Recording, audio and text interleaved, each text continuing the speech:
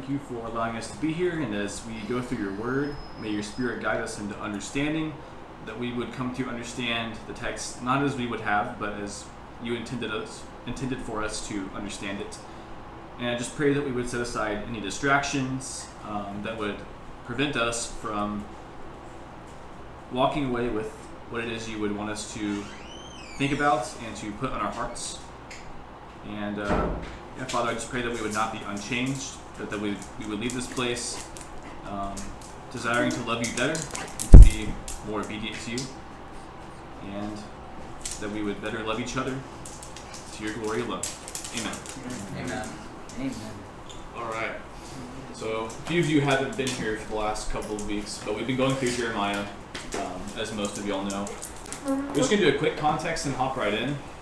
My goal this time is to go a little quicker, but unfortunately, when you go quicker, you sacrifice some depth. And so our goal is to not get too caught up on any particular section, but that we still do also have good depth as well. So basically, we're in Jeremiah. We're starting chapter 6, but Jeremiah was a prophet during the final years of the kingdom of Judah. And he will be alive when the exile happens eventually, when Babylon shows up and destroys Judah. So Jeremiah is a prophet that has been sent by God to declare basically what Judah has done, right? He is declaring judgment against Judah for their sin. They have done basically two main things, right? They have forsaken God, they have not followed his law, but they have also followed after other gods of other nations. And we've been following through the chapters, and basically God has given two main visions to Jeremiah. One was of the olive tree rod, and that was pointing to the fact that all of this we're talking about in here is things that God declared he would do hundreds of years earlier in the Torah through Moses. So God has been waiting to execute his word, and now is the time that it is going to happen, right? The curses in Deuteronomy are now coming to a head. And then the other vision that he gave Jeremiah was basically explaining how he's going to actually do that, and that is through a nation in the north, which is Babylon, a nation even more wicked than Judah. And so that is essentially the overarching what we're talking about here in Jeremiah. And so we've been talking about all the different things they've been doing, and as we've been going through, also we see Jeremiah's own response to what God's been declaring is going to happen, which is that he's been absolutely devastated. That's pretty much where we're at in Jeremiah right now. Is there anything else you want to add before we hop in? No, I think you highlighted it. Just the idea that a lot of the prophets have been promising that judgment was coming, and for a while, if the people repented, there was an opportunity for them to escape the judgment. But at the point we're at in history, they know they're going to be destroyed. Right? Like basically, their doom is sealed. And so that's why Jeremiah, like you kind of highlighted this, but Jeremiah, he's a very emotional person. And that's because he basically is receiving this message from God where he knows that the people that he loves are going to be destroyed. Which, I mean, like I think it's very easy for us to look at the prophets and be like, oh my gosh, like y'all are jerks, because they're just like wagging their fingers and calling people out. But like, Jeremiah lived in Jerusalem. Like this is the destruction of his own home. Right, this is like if we heard, like if God like gave us a message that Seabrook itself was about to be like destroyed, and that everybody in it was going to either die or be taken as slaves. Like, it would be terrifying. And then if you knew that the reason was because of their sin, like that's why Jeremiah is so frustrated, because it's like, guys, this could have been avoided if you had simply listened to God. And so that's just worth keeping in mind, because some of the stuff that Jeremiah is going to say is pretty intense. Well, wasn't he like actively telling them the visions he was receiving and they still wouldn't listen? Yeah, and that's been the case with all the prophets, right? So like we've been going through a bunch of the prophets like as we've been going through this, and all of them are just like they're trying to tell them repent, and they're just not listening. They don't care. And that's something Jesus is going to bring up again in the New Testament. Yeah. Like because Jesus is going to show up and say like, hey, like y'all are rejecting me in the same way you rejected the prophets, and you get onto your ancestors for rejecting the prophets, but now God has come to you in the flesh, and what do you do? And so, yeah. Yeah. But that's about it. Yeah. All right, we'll just go ahead and hop in. We're going to, like I said, try to hit some high points. So we'll see how it goes. First, I'll just go ahead and read through this first part here, and we'll go from there. Flee for safety, O sons of Benjamin, from the midst of Jerusalem. Now blow a trumpet in Tekoa, and raise a signal over Beth Hekkerim, for evil looks down from the north, as well as great destruction. The comely and delicate one, the daughter of Zion, I will ruin. Shepherds and their flocks will come to her. They will pitch their tents around her. They will pasture each in his place. Set yourselves apart for war against her. Arise, let us go up at noon. Woe to us, for the day declines, for the shadows of the evening stretch out. Arise, and let us go out by night and destroy her palaces. So what does God describe there? He's basically talking about the impending invasion, and he uses language that has been used in the Bible over and over again, referring to the leaders of Babylon as shepherds and their flocks, which you wouldn't necessarily think of in like a menacing context until you realize that he's talking about like the generals and the kings of Babylon and their entire armies as like these massive herds of people that are coming to inflict destruction upon Judah.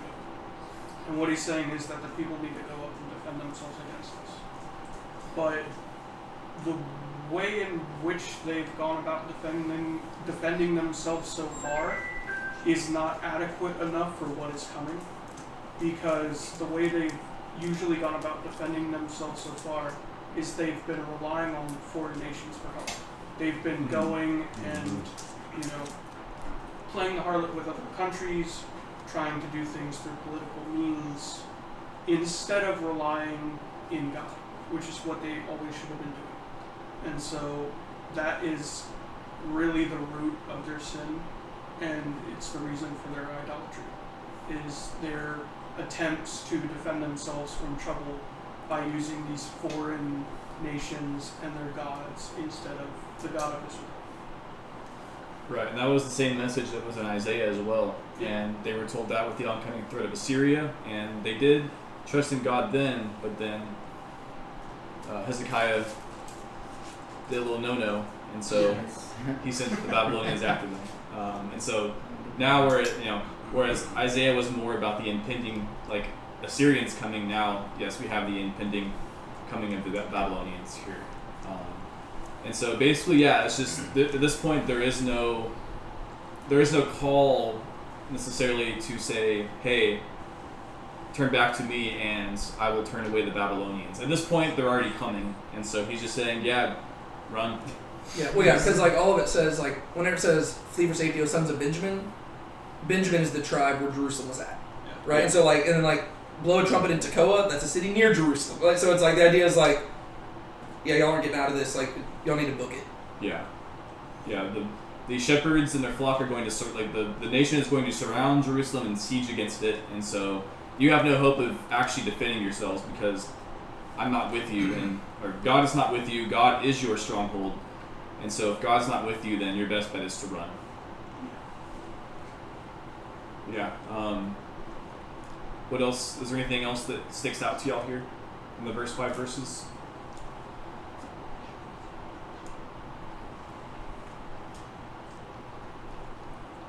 I just find it interesting that God is, it seems like in verses like 4 and 5, specifically verse 4, he's talking to the Babylonians. Right, like set yourselves apart for war against. Like he's outright just giving instructions to the Gentile nations, being like, "Hey, come destroy my people," which is probably not good news if you're like the people of God. It's like probably not a good idea. Like you've probably really messed up whenever God Himself has turned against you and is telling your enemies to come destroy you. That's when you know that maybe you messed up. That's true, and as he's described before, in a way, Babylon is God. God's using Babylon as His tool to execute judgments, and in a way, Nebuchadnezzar, the king of Babylon, will become their king. And so it is kind of ironic that God would be like giving instruction to them as if they are his like chosen nation in that sense. Yeah. Okay. We can go and move on. I wrote down just different places for us to kind of like stop and like spend a little more time on. I didn't have too much for this chapter because I just wanted us to go through a little bit quicker. So I'm gonna probably just read through most of this chapter, and we'll stop towards the end to actually talk about everything. And just as a reminder for those of you who haven't been here a lot, for the prophets, as we've been going through them, we've been doing more like overviews, and so that's why we're not doing like every single verse, whereas like other books will like slow down and we'll do like one chapter a week or something like that and do like very in-depth, whereas with these we're just doing overviews. But yeah. That's true. For thus says Yahweh of hosts, cut down her trees and cast up a siege against Jerusalem. This is the city to be punished, in whose midst there is only oppression. Like a well keeps its waters fresh, so she keeps her evil. Violence and devastation are heard in her. Sickness and wounds are continually before me. Heed discipline, O Jerusalem, lest my soul become disgusted at you, lest I make you a desolation, a land not inhabited. Thus says Yahweh of hosts, they will thoroughly glean as the vine, the remnant of Israel. Pass your hand again like a grape gatherer over the branches. To whom shall I speak and give warning, that they may hear? Behold, their ears are uncircumcised, and they cannot give heed. Behold, the word of Yahweh has become a reproach to them. They have no delight in it. But I am full of the wrath of Yahweh. I am weary of holding it in. Pour it out on the infants in the streets, and on the gathering of choice men together. For both husband and wife shall be captured, the aged with the one full of days. Their houses shall be turned over to others, their fields and their wives together. For I will stretch out my hand against the inhabitants of the land, declares Yahweh. For from the least of them even to the greatest of them, everyone is greedy for gain. And from the prophet even to the priest, everyone practices lying. They have healed the brokenness of my people superficially, saying, peace, peace, but there is no peace. Were they ashamed because of the abomination that they've done? They were not ashamed at all. They did not even know how to feel dishonor. Therefore they shall fall among those who fall. At the time that I punish them, they shall be cast down, says Yahweh. Thus says Yahweh, stand by the ways and see, and ask for the ancient paths, where the good way is, and walk in it, and you will find rest for your souls. But they said, we will not walk in it. And I set watchmen over you, saying, give heed to the sound of the trumpets. But they said, we will not give heed. Therefore hear, O nations, and know, O congregation, what is among them. Hear, O earth. Behold, I am bringing evil on this people, the fruit of their plans, because they have not given heed to my words. And as for my law, they have rejected it also. For what purpose does frankincense come to me from Sheba, and the sweet cane from a distant land? Your burnt offerings are not acceptable, and your sacrifices are not pleasing to me. Therefore, thus says Yahweh, behold, I am laying stumbling blocks before this people, and they will stumble against them. Fathers and sons together, neighbors and friend will perish. Thus says Yahweh, behold, a people is coming from the land of the north, and a great nation will be aroused from the remote parts of the earth. They take hold of bow and spear. They are cruel and have no compassion. Their voice roars like the sea, and they ride on horses, arranged as a man for the battle against you, O daughter of Zion. We have heard the report of it. Our hands are limp. Distress has taken hold of us. Pain as a woman in childbirth. Do not go out into the field, and do not walk on the road, for the enemy has a sword. Terror is on every side. O daughter of my people, gird yourself with sackcloth and roll in ashes. Mourn as for an only son. We'll stop there. I read through a lot, but just as a general summary, what was God say? What did God say in those verses?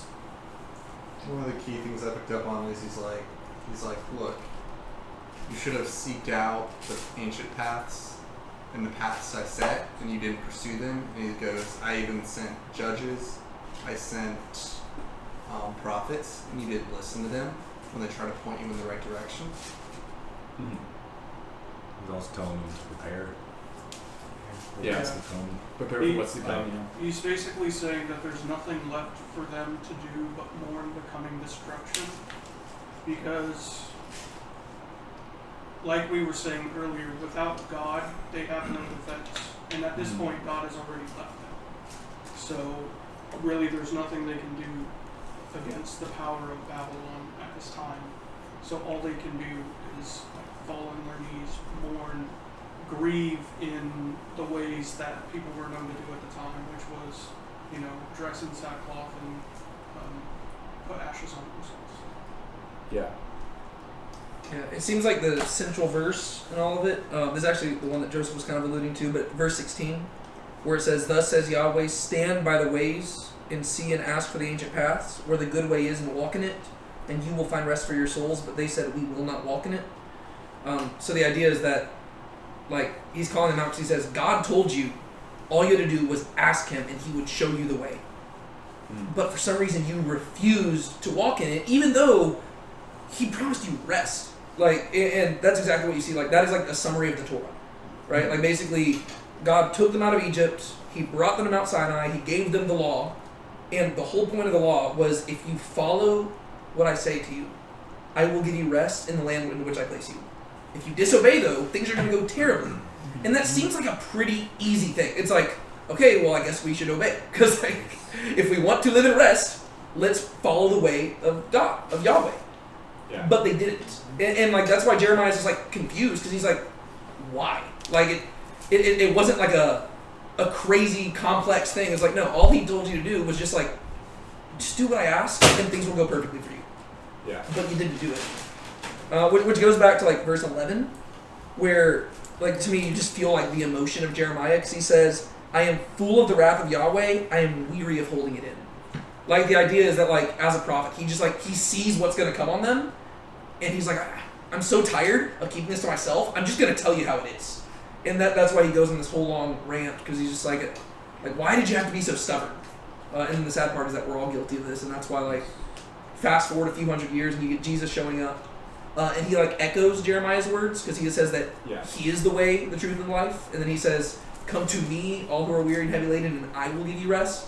The idea is that he is gonna he's gonna bring them back to the way that they had rejected, which is kind of cool. And we'll actually hopefully talk a little more about Jesus later on, because there's a couple things that I think are really good calls forwards to what things Jesus says as well. One last thing I'll point out here is another thing that we will see, it has been and will be emphasized, is what is coming out of what is in their hearts versus what's coming out of their mouths. So you'll notice that we've talked a lot about how there is lying continually, and how they say there's peace in peace, but there is no peace, and how God says that he rejects their sacrifices. Something we'll touch on probably a little more later, so I don't want to spend too much time on it right now, is also the idea, I think, that even before God gave the law to the people, the very first thing that he asked of them wasn't the law. It was actually just the way of Yahweh was to do justice and righteousness. So before the law ever came, before sacrifices, it was to do justice and righteousness. And I think what he's also pointing out is that they're doing the sacrifices, which is the less weightier provisions of the law, and forgetting the heavier stuff, which is to do justice and righteousness. So there is wickedness, violence, oppression, all these things that are going on in Judah, but yet they're still doing the sacrifices. They're delusional.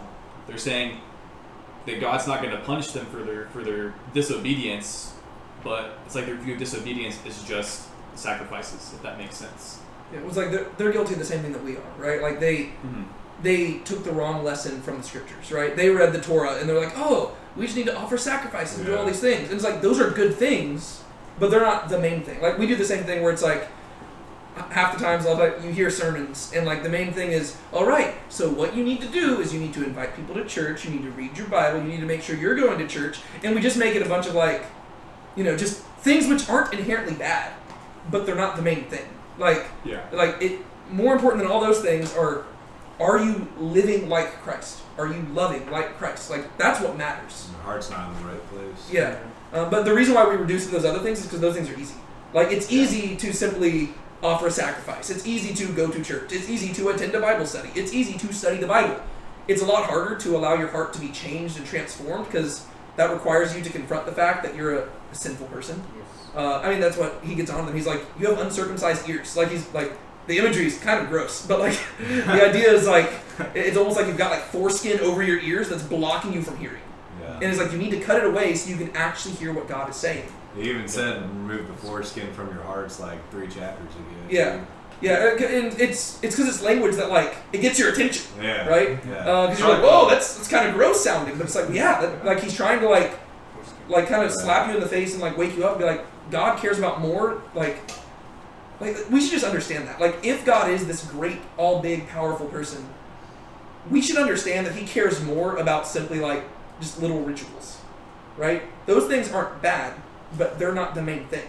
Like, you go back to Genesis 1, we were created in His image, right? We are supposed to reflect Him. Mhm. And so that means He wants you to live as He would live. But for some reason, we're like, I don't know, I'm just going to offer a sacrifice and call it a day. It's like, that's it? You think? It's like, oh, I'm just going to go to church for an hour on Sundays. We'll be fine. It's like, Yeah. okay. But that's not all He really wants from you. He wants you to live like Him all the time. But Well, Yeah. you get the same kind of issue with the Pharisees Yes. yeah. later Yeah. on. Well, that I would say that's the central issue throughout the whole scriptures, right? Like that's what God is like the most frustrated with, because like the Bible wasn't written to like non-believers, because I mean, if you're going to be reading the scriptures, ideally you're a person who's wanting to follow God, and so it's being written to people who understand the call to be religious, but they're not doing it necessarily the right way. Right, and so whether you're looking in the Old Testament, whether you're looking in the New Testament, usually the people it comes hardest against are the people who are serving God with like ritual motions, but they're not actually giving Him like their heart's devotion, and so that they're consistently going to be like the bad guys in the story because they're the hypocrites, and we don't want to be them. So. Anything else there before we move on? Okay, we move on. This is the end of the chapter. So, It scrolled weird. oh yeah. Just started verse 26. There you go. O daughter of my people, gird yourself with sackcloth and roll in ashes.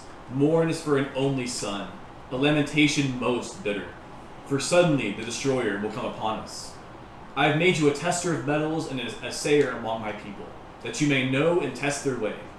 All of them are rebelliously stubborn, going about as a slanderer. They are bronze and iron. They, all of them, are corrupt. The bellows blow fiercely. The lead is consumed by the fire.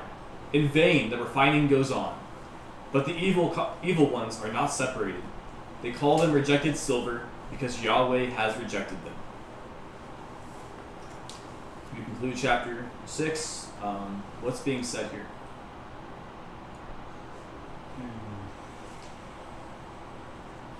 Judgment. Summary. Yeah, not good stuff. In verse 27, when he says, I have made you a tester of metals, is he talking to Jerusalem or to Jeremiah? I believe it's referring to Jeremiah. I actually, at first I didn't know if it was maybe referring to like Babylon, but I think it's referring to Jeremiah. I'm assuming Naysayer Jeremiah. among my people.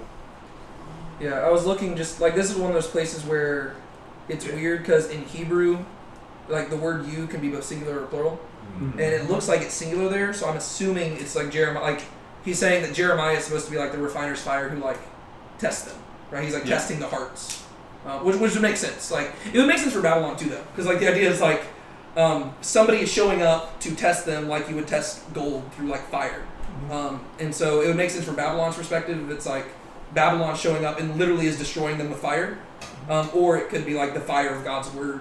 Yeah, and it could be twofold because the fire that is refining the gold left over. That's the remnant that God saves. Yeah. And so they are like the bellows blow fiercely. The fire that is probably most literally Babylon, but there is also the idea of that there is also a test in the way people respond to Jeremiah. I would say too. Yeah. Which is kind of the same way that like Jesus was too. Like whenever he was among the people, the way the people responded to him, he didn't condemn them. They condemned themselves in how they responded to Jesus. And so when it says that he's a tester of metals and an assayer among his people, the way that the people respond to Jeremiah also reveals what's in their heart. And so Jeremiah isn't necessarily condemning them, but they condemn themselves by how they respond to him. Another thing this reminded me of, and it might not be as tightly correlated, is in late Joshua and early Judges. It talks about how Joshua allotted the tribes different lands, right? And then after you get past all the long land allotments, you see that there are a list of nations left for the testing of Israel. And this kind of reminds me of that, is that like those pagan nations that were left behind were kind of like the testers of the metal being Israel at the time. I think another thing to point out is that it seems like the language in this, what's meant to be refined from the bronze and the iron eventually is gold, but in Judah's case, it's going to be silver, because they can't be gold yet because of the way that God has rejected them. So once they have gone into exile and once they have been left as a remnant, they will only be referred to as the rejected silver, because God had previously rejected them. God has to then lead them back into the land and be with them for them to be gold again, which I think is very poignant. Another thing to probably point out too is that in all of this, the things that God is doing to Judah and Israel isn't just for the sake of punishing, but it is ultimately for discipline and for refining. Like it says in verse 29, in vain the refining goes on. The idea is that all of these punishments are meant to refine Judah. Like they're meant to listen to the mistakes of their fathers, and they're meant to ultimately lead them to obedience, not actually to just punish them. But we see in vain the refining goes on. This is just calling back to the fact that for hundreds of years this has been going on.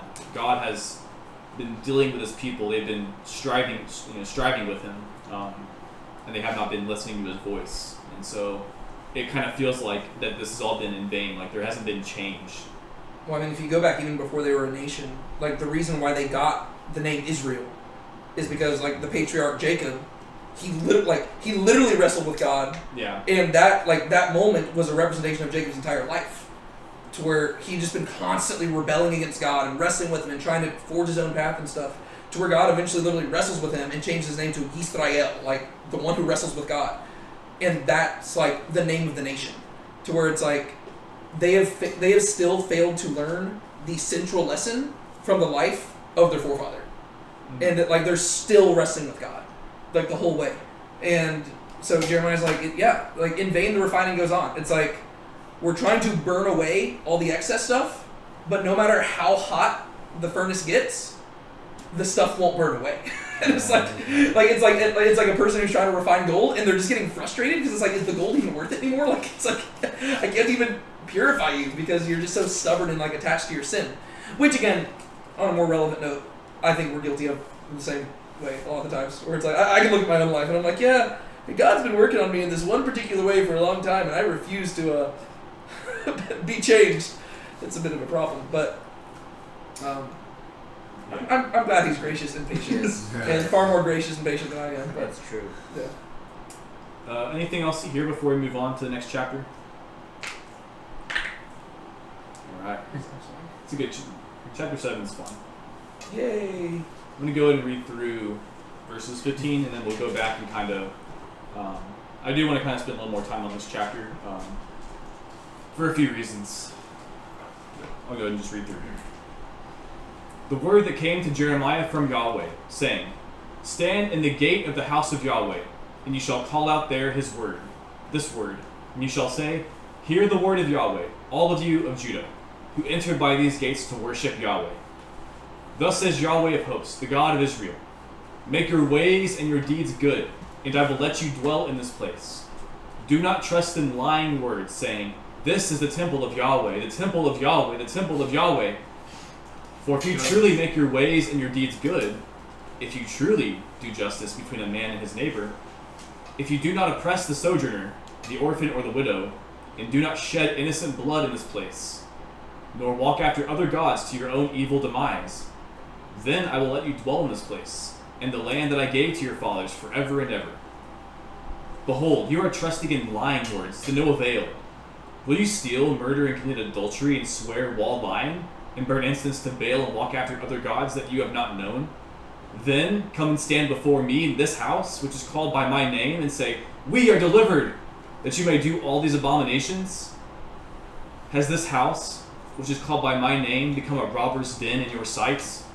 Behold, I, even I, have seen it, declares Yahweh. But go now to my place, which was in Shiloh, where I made my name dwell at the first, and see what I did to it because of the evil of my people Israel. And now, because you have done all these words, declares Yahweh, and I spoke to you, rising up early and speaking, but you did not hear. And I called you, but you did not answer. Therefore I will do to the house which is called by my name, in which you trust, and to the place which I gave you and your fathers, as I did to Shiloh. I will cast you out of my presence, as I have cast out all your brothers, all the seed of Ephraim.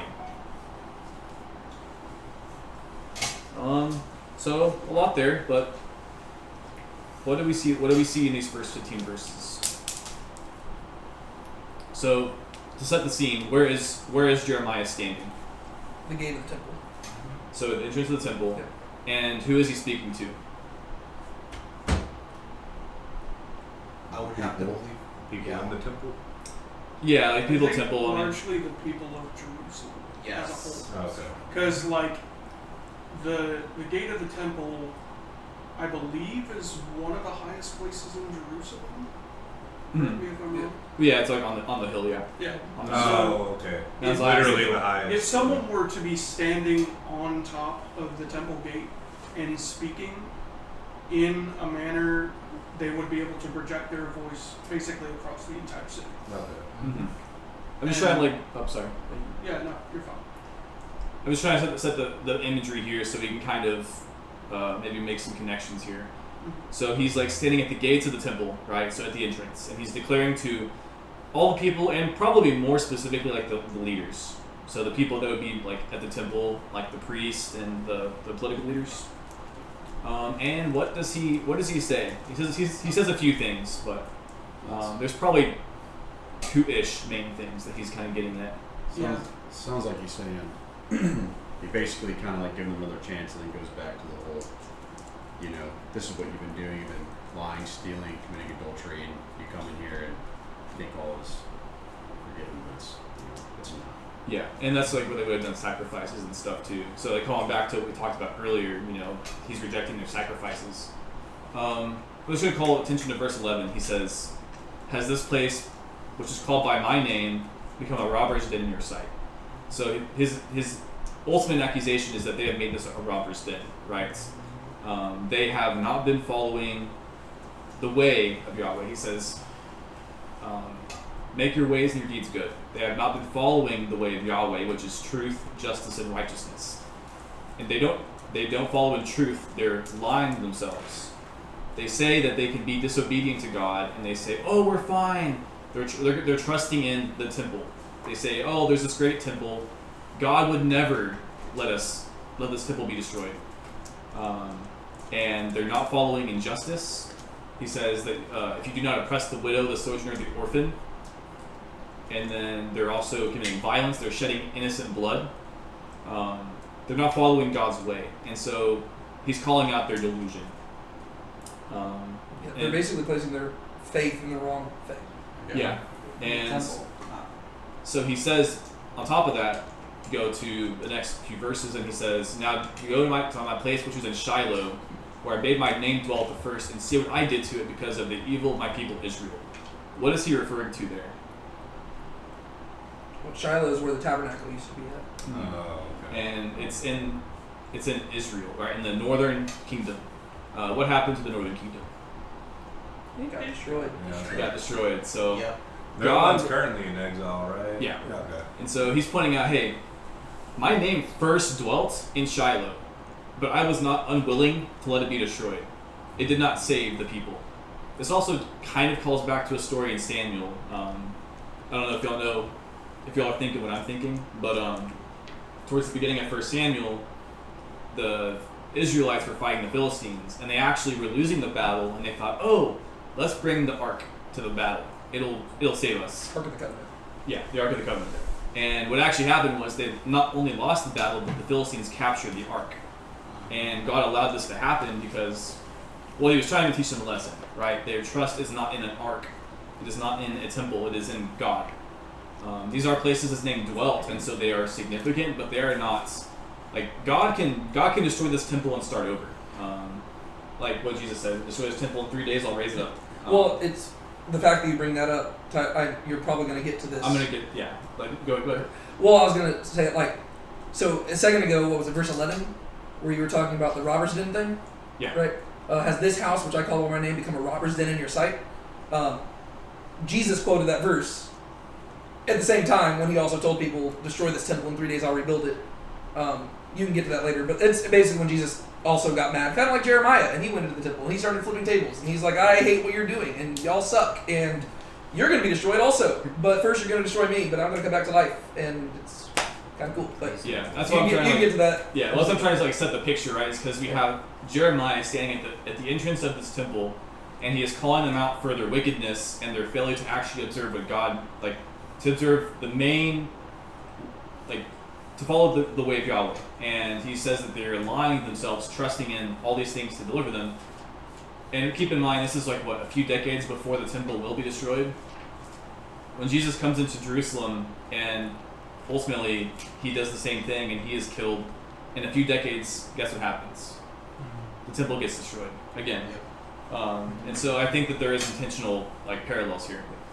Well, and it's also the idea of them placing a false hope in like in false form of salvation, right? So like you pointed out, hundreds of years earlier, they were placing their hope in the Ark, right? Oh, if the Ark of the Covenant's with us, we can't lose a battle. And God's like, actually, I'm going to let the Ark of the Covenant be captured, and I'll let you lose the battle, and I'll bring the Ark of the Covenant back to you just to show you that I'm the one who saves you, not the Ark. Mm-hmm. And then now they're doing that with the temple. They're like, oh, what? No, we have the temple. God wouldn't destroy his temple, right? Yeah. And he's like, oh no, I would. Like, no, I 100% would do that. Yeah. And then he does. And then, like, it foreshadows also to me, like, later on when John the Baptist shows up, like, the people are like, what? No, we're the children of Abraham. God, why would we need to repent? Like, we're the sons of Abraham. We're the Israelites. Like, why would we need to do that? And John's like, God could make sons of Abraham from the stones if he wanted to. It's like, but once again, people keep putting their faith in the wrong thing. We do the same thing nowadays. What? Of course I'm going to heaven. I prayed a prayer when I was 5 years old. I got baptized. Yeah, I'm fine. What are you talking about? Yeah, like, but we place our faith in that stuff. Oh, of course I'm a Christian. I go to church every Sunday. Duh. It's like humans are naturally tempted to place our faith in things rather than in God. And so God's consistently being like, no, I'm the thing you need to place your faith in. And that's Jesus' whole point, right? When Jesus shows up, he flips tables in the temple, and they're like, dude, what are you doing? He says, destroy this temple, and in 3 days I'll rebuild it. And they're like, what? Like, they're confused because they think he's talking about the physical temple, but he's talking about himself. Because he's pointing out, I'm the one you need, right? Destroy this temple, and I'll rebuild it. Because that's the temple that God will not leave destroyed. Because he's the path to salvation. But, yeah, we're just silly goobers who are constantly placing our faith in the wrong thing because we're stupid. But God is gracious, and he keeps sending the same message again and again. And we just keep not learning it. It's pride. Yeah. It's human pride, yeah. Yeah. Well, it's pride, and also I think it's literally just sin in general. Like, just, I think we like the easy thing, and it's easier, again, like, it's easier for us to place our faith in the fact that we prayed a prayer when we were 5 years old, because if we place our faith in that, then we don't have to change how we're living now. You know what I mean? It's like, it's easier for us to be like, oh yeah, well, I know I'm a Christian because of that past moment back then, but it's like, but no, God calls for your faith. Like, does your life testify to the fact that your devotion is to him now? It's easier for us to say, when I was 5 years old, I prayed a prayer. You know, like, it's easy, like, that's easier. It's easier for us to say, well, God dwells in the temple. Like, obviously, like, he's not going to take that away from us. It's a lot harder to actually listen to the prophet whenever he's, like, saying, hey, so why have you been, like, cheating the widow and the orphan and committing adultery and breaking the Sabbath? And, like, all of a sudden, like, that's harder to do because you're like, oh, you have to confront your own sin, and we don't want to do that. And so it's easier to just, like, deflect and place our faith in other things. Instead of reflect. Yeah, deflect instead of reflect. Good. Mm-hmm. Yeah. Just going to quickly read some of what Jesus says in Matthew, the Gospel of Matthew, too. Same scene. He is like standing at the entrance of the temple, and he is calling out the Pharisees, right? He says, "Woe to you, scribes and Pharisees, hypocrites! For you tithe mint and dill and cumin, and have neglected the weightier provisions of the law, justice and mercy and faithfulness. But these are the things you should have done without neglecting the others. You blind guides, who strain out a gnat but swallow a camel. Woe to you, scribes and Pharisees, for you clean the outside of the cup and of the dish, but inside they are full of robbery and self-indulgence. You blind Pharisee, first clean the inside of the cup and of the dish, so that the outside of it may become clean also. Woe to you, scribes and Pharisees, hypocrites, for you are like whitewashed tombs, which on the outside appear beautiful, but inside they are full of dead men's bones and all uncleanness. In this way you also outwardly appear righteous to men, but inwardly you are full of hypocrisy and lawlessness. Woe to you, scribes and Pharisees, hypocrites, for you build the tombs of the prophets and adorn the monuments of the righteous, and say, if we had been living in the days of our fathers, we would not have been partners with them in shedding the blood of the prophets. So you bear witness against yourselves, that you are sons of those who murdered the prophets. Fill up then the measure of the guilt of your fathers. You serpents, you brood of vipers, how will you escape the sentence of hell?" And yeah, just same kind of gist going on here. He is pointing out, like, it isn't just that they have failed to uphold God's way, which is truth, justice, and righteousness. And then on top of that, their hypocrisy, right? They act outwardly righteous, but inside they haven't actually been transformed. Their hearts are uncircumcised, which is something we talked about before. And then also he says, y'all say that y'all wouldn't have helped shed the blood of the prophets if y'all lived back in that day, but you testify against yourselves. Y'all are liars. Y'all are full of lying, which is also the same thing that really Jeremiah is saying here. They're telling them, like, they're delusional. And God basically says, y'all are not, like, even though y'all are the people of Judah, and you have the king and you have the line of David, I am not beyond destroying everything and starting over. And so he, like he said, he calls back to what happened to Israel 150 years earlier, and he says, I can do the same thing with y'all. Anything else y'all want to add there before we move on? One other verse I just want to highlight, or few verses I want to highlight, just because it ties into the theme. It's from Malachi. So Malachi is a prophet who's going to write a little bit later on, after they return from Babylon. Mm-hmm. So, during Jeremiah's time, they're going to go off to Babylon. They're going to be there for a few decades. Then they're going to come back. Malachi is going to be the last prophet to write before the Old Testament comes to a close. And as it comes to a close, he predicts that one day the Lord will return to them. He's talking about, ultimately Jesus. He says, "Behold, I'm going to send my messenger, and he will prepare his way before me. And the Lord whom you seek will suddenly come to his temple. And the messenger of the covenant in whom you delight, behold, he is coming, says Yahweh of hosts." So he says, there's this messenger who's going to pave the way for the Lord. That would be John the Baptist preparing the way for Jesus. And it says specifically, the Lord will come into his temple. So this would set in motion the ideas of, this is what the Jewish people are thinking whenever Jesus comes in on a donkey, right? They're like, oh, John the Baptist pointed to Jesus. Now he's coming in, and then he rides in and he goes to the temple, right? And then it says, but who can endure the day of his coming? Who can stand when he appears? For he is like a smelter's fire and like fuller's soap, right? So the same imagery that we saw at the end of chapter 6. And he will sit as a smelter and a purifier of silver, and he will purify the sons of Levi and refine them like gold and silver, so that they may present to Yahweh offerings in righteousness. Then the offerings of Judah and Jerusalem will be pleasing to Yahweh as in the ancient days and as in former years. So basically, Malachi is saying that Jeremiah's frustration will come to an end. Right? Jeremiah is looking at the people, and he's like, God has been trying to purify you for so long, and you're not being changed. But then Malachi says, one day the Lord will show up in his temple, and he will rebuke the people, and those who listen will be changed. And that would be ultimately what we believe the Christian church to be, right? It was born in Jerusalem, the Jewish people who did believe in him, and then it went out to the nations, right? And so that's kind of the cool thing. And then it says it's the carrier of the covenant and stuff. So that's all stuff that's going to come into Jeremiah later on. I just want to highlight that it's the progression of the same idea. Yeah, so that's true. Anything else to add there? Okay, move on. As for you, do not pray for this people, and do not lift up a cry of lamentation or prayer for them, and do not intercede with me, for I am not hearing you. Are you not seeing what they are doing in the cities of Judah and the streets of Jerusalem? The children gather wood, and the fathers make the fire burn, and the women knead dough to make cakes for the Queen of Heaven, and they pour out drink offerings to other gods in order to provoke me. Do they provoke me? Declares Yahweh. Is it not themselves they provoke to the shame of their own face? Therefore, thus says Lord Yahweh, behold, my anger and my wrath will be poured out on this place, on man and on beast, and on the trees of the field, and on the fruit of the ground, and it will burn and not be quenched. Thus says Yahweh of hosts, the God of Israel, add your burnt offerings to your sacrifices and eat flesh.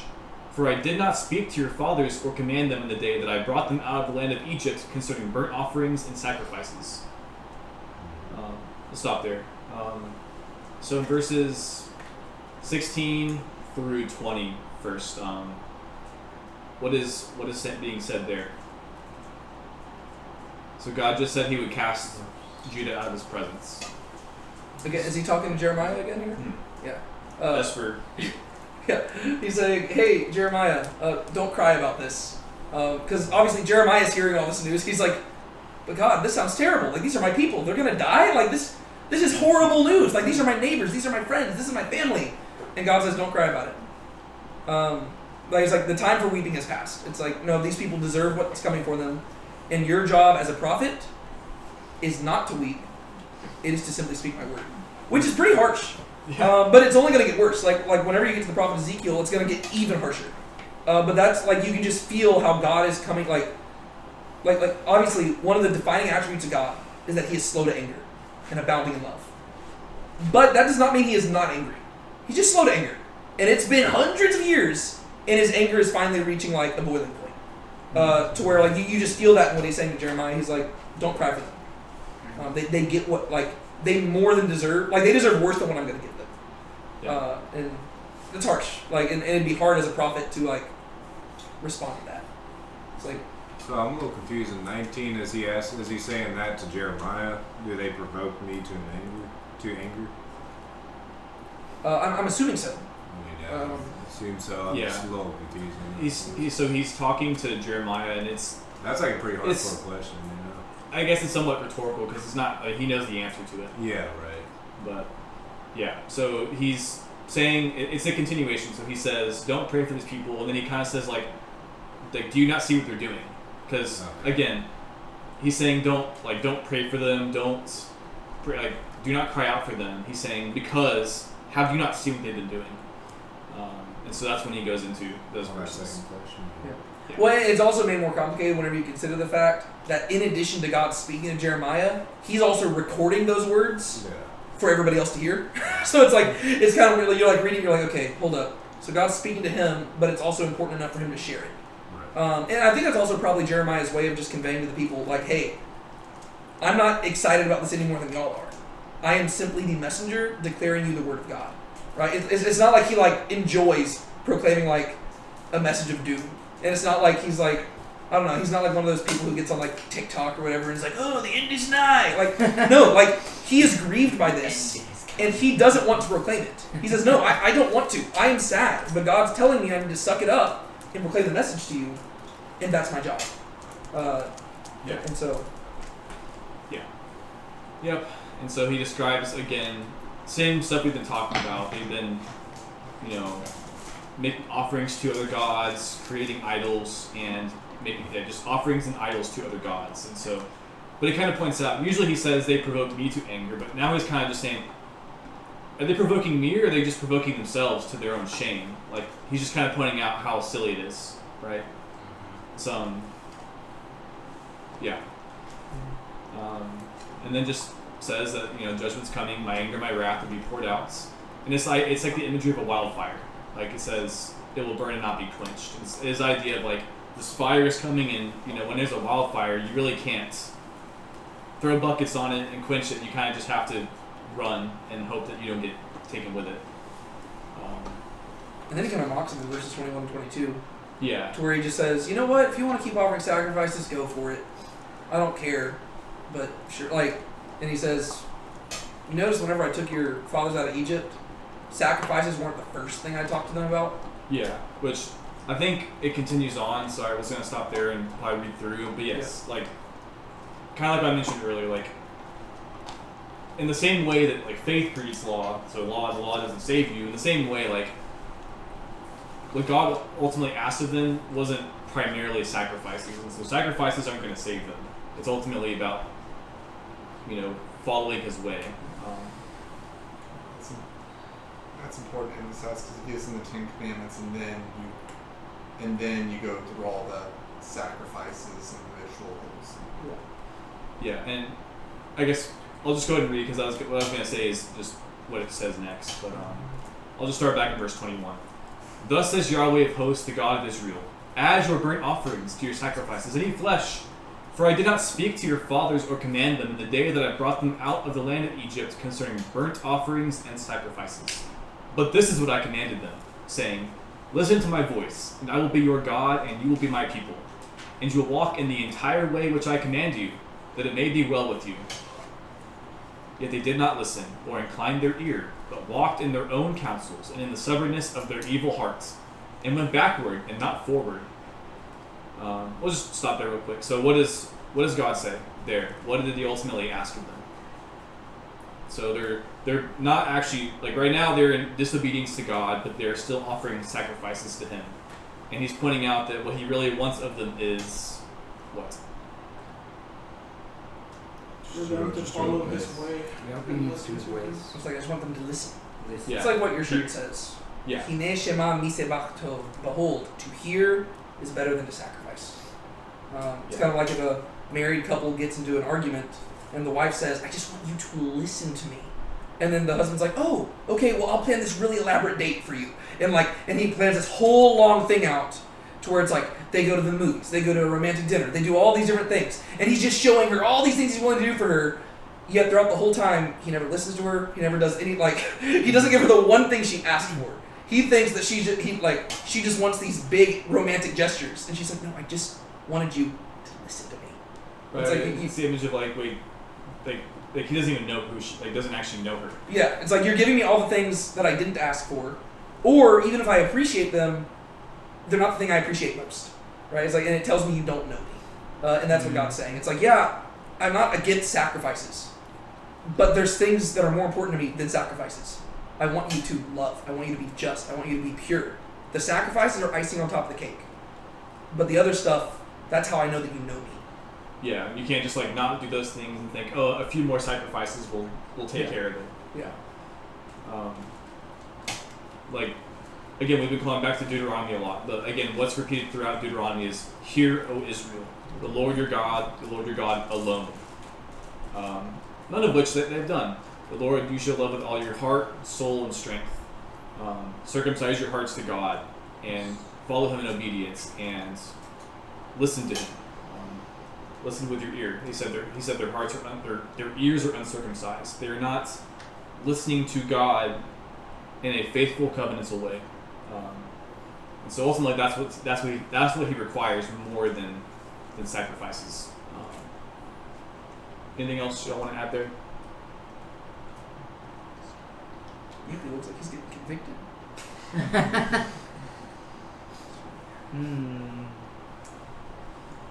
Be obedient.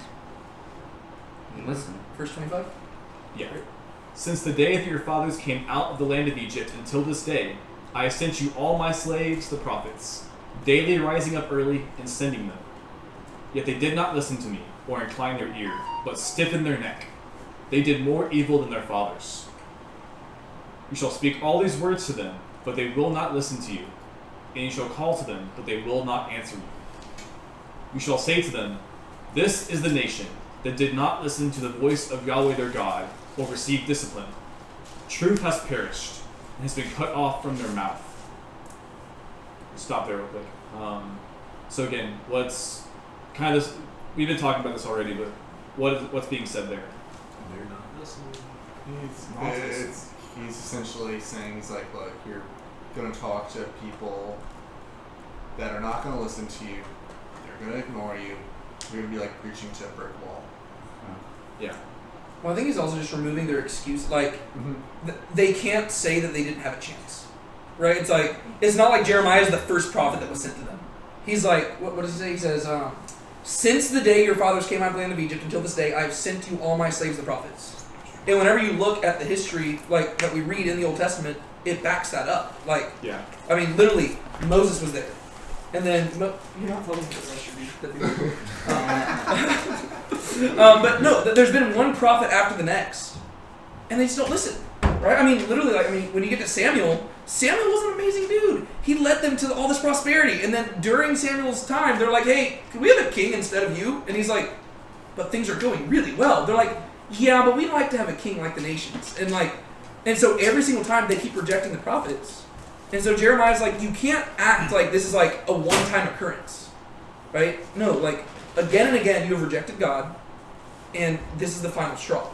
So it's like they can't just be like, wow, like, again, skeptics nowadays, they like to act like the God of the Old Testament's a big old jerk.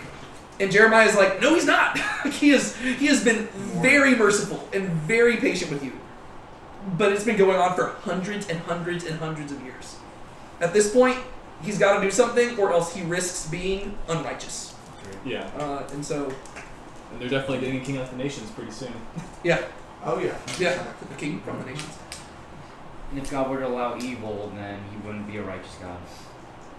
So he must judge wickedness. Okay. Yeah. We'll move on. There's that. Cut off your hair and cast it away, and lift up a funeral lamentation on the bare heights. For Yahweh has rejected and abandoned the generation of his wrath. For the sons of Judah have done that which is evil in my sight, declares Yahweh. They have set their detestable things in the house, which is called by my name, to defile it. They have built the high places of Topheth, which is in the valley of the son of Hinnom, to burn their sons and their daughters.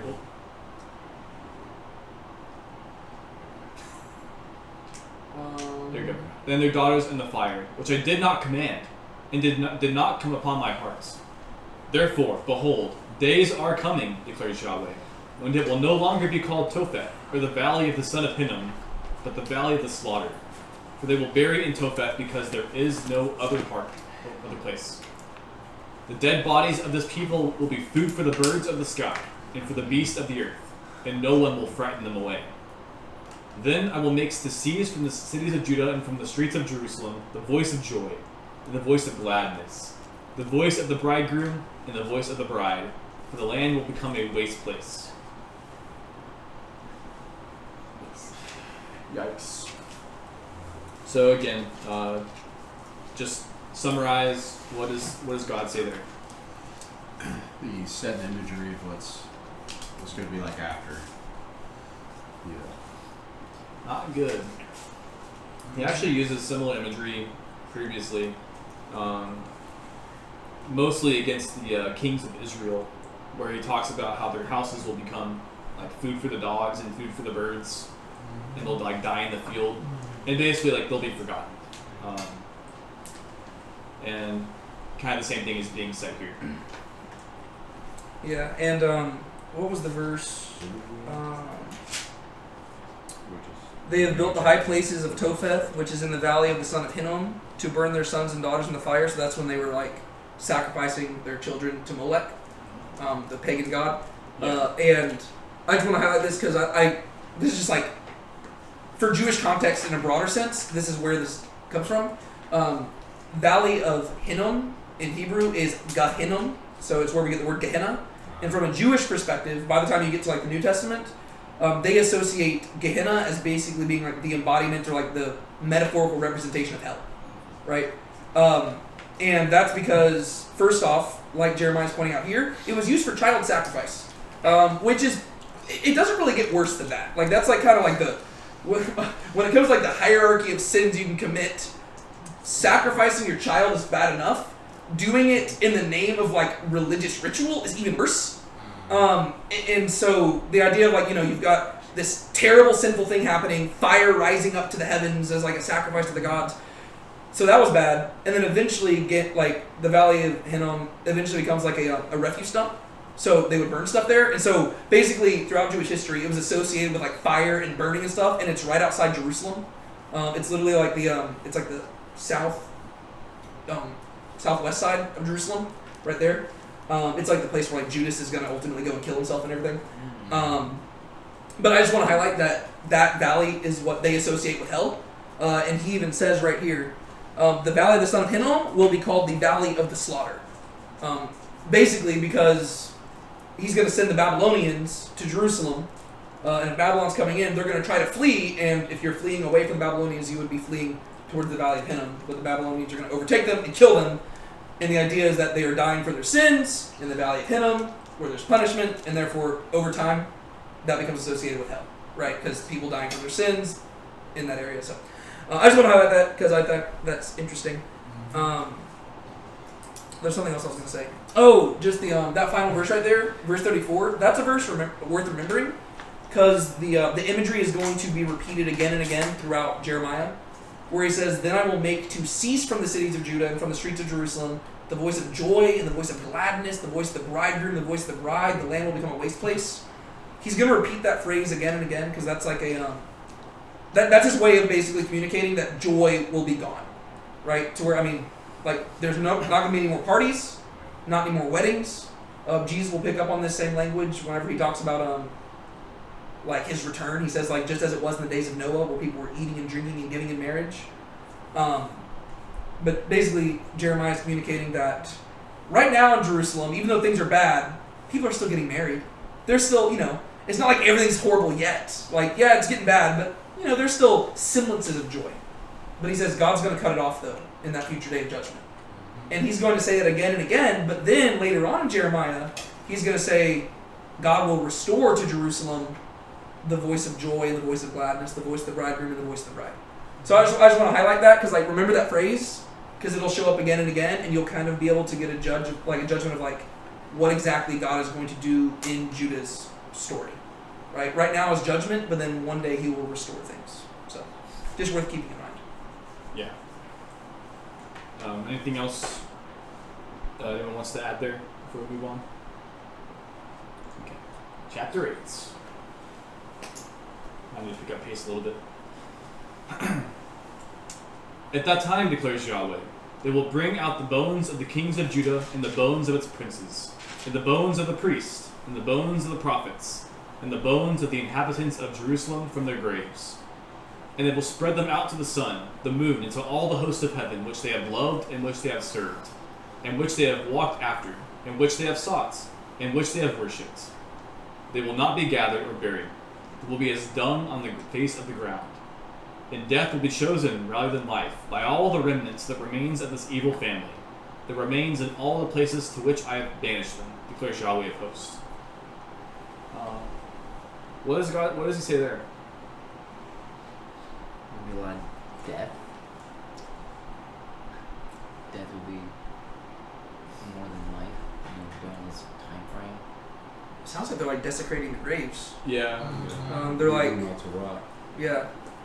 So like, and again, that's already gross enough nowadays. Like, we wouldn't want that, but especially back in that culture, it'd be like insulting, right? To where it's like you're denying them even a proper burial, right? It's like they have the proper burial, but now they're removing their bodies and like, whenever you read throughout Scripture, it describes people like whenever they die, it says they were gathered to their fathers, because like it's like literal, because like you would die and like your bones would be buried alongside the bones of your fathers.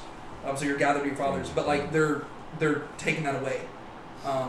Just from a Jewish perspective, that'd be like unthinkable. Yeah. Like that's what the Babylonians would do to the graves, or is that what the? Yeah. Like they will take out the bones and they will scatter them. Yeah. It reminds me of like if any of y'all have read the Iliad, or if you've ever seen Troy with like Brad Pitt. But whenever Achilles kills Hector, right? Spoiler alert for a book that came out like 4,000 years ago or whatever. Whenever Achilles kills Hector, the big thing is that like normally whenever you kill an enemy in battle, you still allow them to have a proper burial, but instead Achilles ties Hector to the back of his chariot and just drives around with him. And that was like, everybody's like, oh, like it's like they're like Achilles took it a step too far. Like that's a big no-no, and that basically sets in motion like the final events Not in the movie Troy, because Troy goes further, but in the Iliad, that's like the climax of it, to where basically his father has to like sneak over and be like, "Hey, can I please have my son's body back to give him a proper burial?" Like that was the greatest insult you could give, and that's what Jeremiah says the Babylonians are going to do. They're going to desecrate your bodies. Yeah, and I think culturally speaking, it's not really in here, but culturally speaking, the idea of having like a proper burial is also the idea of like them just like living on. Yeah, it's tied to like, the afterlife. Yeah, tied to the afterlife, and so like denying people a proper burial is almost like the idea of like them being like cut off, like they don't have an afterlife of sorts, like. So it is like the idea of judgment, like almost an eternal way. Well, that's why they were so terrified of dying at sea. Yeah. Because, like, from their perspective, if you die at sea, you don't have a proper burial, and that's why, like, whenever Jesus is like walking across the water, they think it's a ghost, because it was like a Jewish like superstition. It's not true, but like it was a superstition that they just like thought like, oh, if you don't have a proper burial, I guess your spirit just like haunts the earth. And so they see Jesus, they're like, oh no, it's a ghost coming to get us. So from their perspective, they think they're about to die. And then Jesus is like, oh God, it's me. And they're like, how are you doing that? He's like, I am who I am, you know. He's But, God. Last thing I'll point out here, just so we can move on, is they say, "In death are the chosen rather than life," and just very quickly, I don't know if that's the intention, but it calls back to.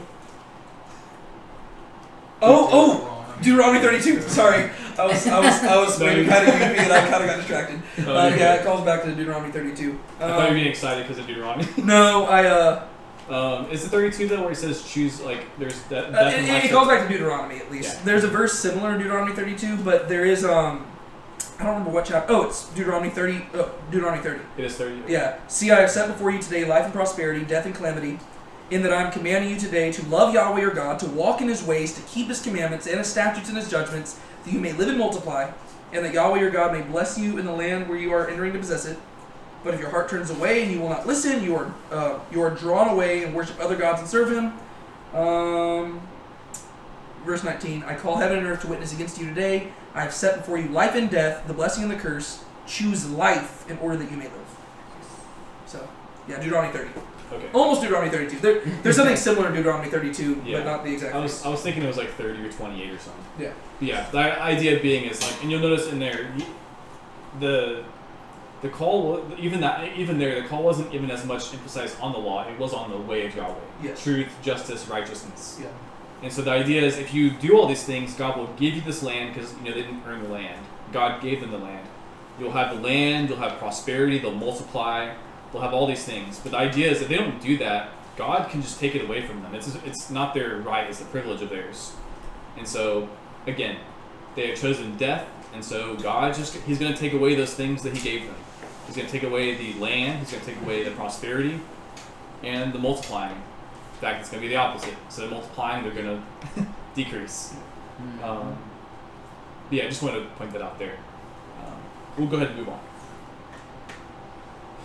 You shall say to them, thus says Yahweh, do men fall and not get up again? Does one turn away and not turn back? Why then has this people, Jerusalem, turned away in continual faithlessness? They hold fast to deceit. They refuse to return. I have given heed and heard. They have spoken what is not right. No man regretted his evil, saying, what have I done? Everyone turned to his course, like a horse charging into battle. Even the stork in the sky knows her seasons, and the turtle dove and the swift and the crane keep the time of their migration. But my people do not know the legal judgment of Yahweh. How can you say, we are wise, and the law of Yahweh is with us? But behold, the lying pen of the scribes has made it into a lie.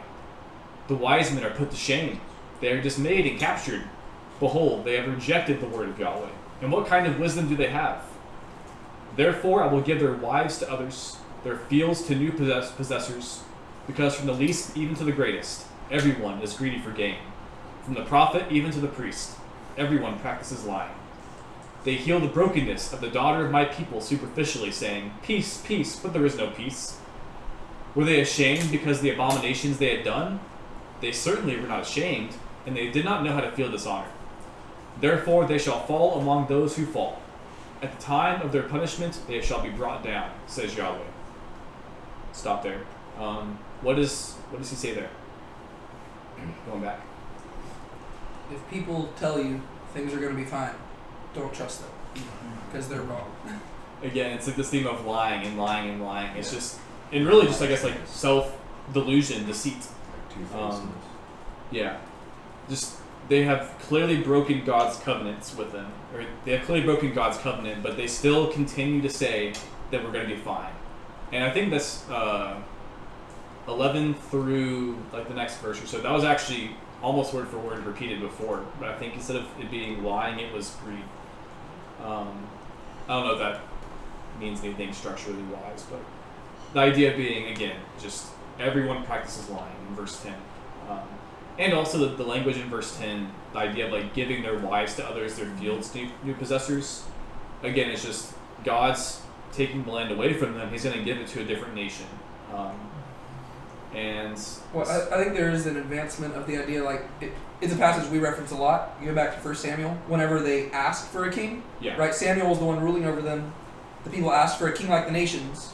And Samuel warns them ahead of time. He says, hey, just so you know, whenever you establish a government that is not directly ruled by God, human governments are corrupt. And so he says, if you want a king, he is going to take your sons and send them off to war. He's going to take your daughters and take them into his harem. He's going to take your money and make it his own. He's going to take your land and give it to his best friends. And basically says, kings are going to take. Mm-hmm. But they nevertheless chose to have a king. And sure enough, the centuries proved that that's exactly what the kings did. Even the best king, King David, right? Amazing king. Truly the best. No.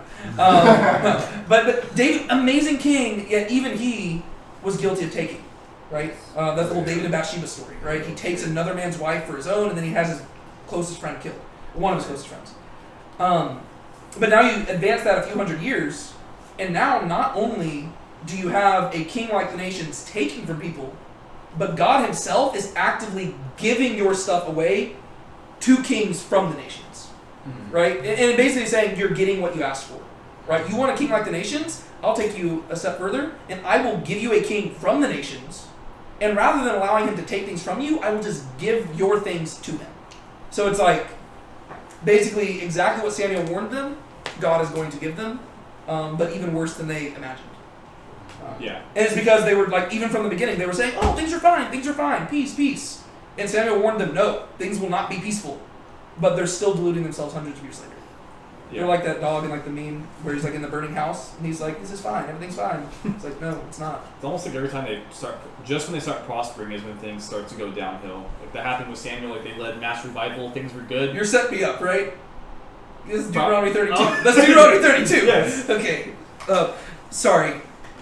So, for those of y'all who aren't here very often, it's an ongoing joke that I cannot get through a Bible study without bringing up Deuteronomy 32. At least 3 times. What? Yeah, I've brought it up several times now. But Deuteronomy 32 literally says that whenever Israel prospers, they rebel. And like it just basically said, I thought you were setting me up for that. That's why I cut you off. I'm sorry. That's funny. No, you're good. I should have thought of that actually. Yeah. But. Alright, go back to what you were saying. I got excited. I was trying to think of other events. I was just also thinking of that, and then also the building of the temple too. The building of the temple was kind of like the peak in like Israel's history, when they were still united, and there was a temple, and well, the very same temple they're trusting in, and God's presence came to dwell in this temple. And if you remember, right after the temple got built, God was already coming to Solomon, warning him, being like, "Hey, be careful. Things are good now, but now that you've built this temple and." You just gotta be careful you don't get too distracted. And sure enough, soon after, things did not go well. 700 wives later. We humans don't handle prosperity very well. Whenever things are going well for us, we start serving creation rather than the creator. Whereas whenever things go badly, all of a sudden we're like, God, I need you. Help me.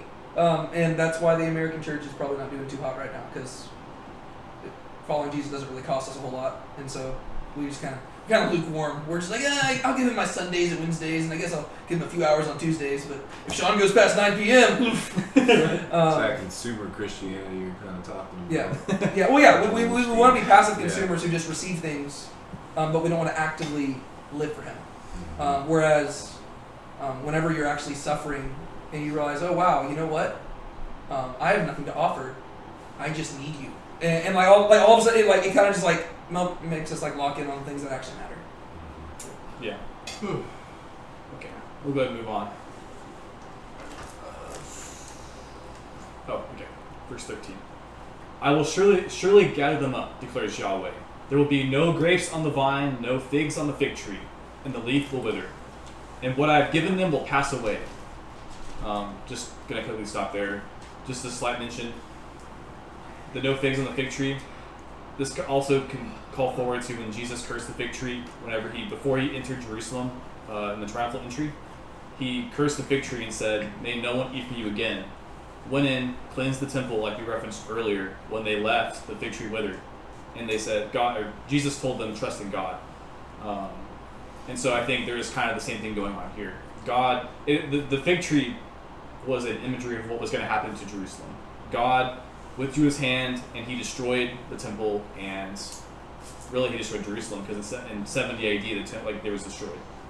And it's specifically because when he came to the fig tree, it had leaves and it looked like it should be fruitful, but whenever he looked at it with closer examination, it was fruitless.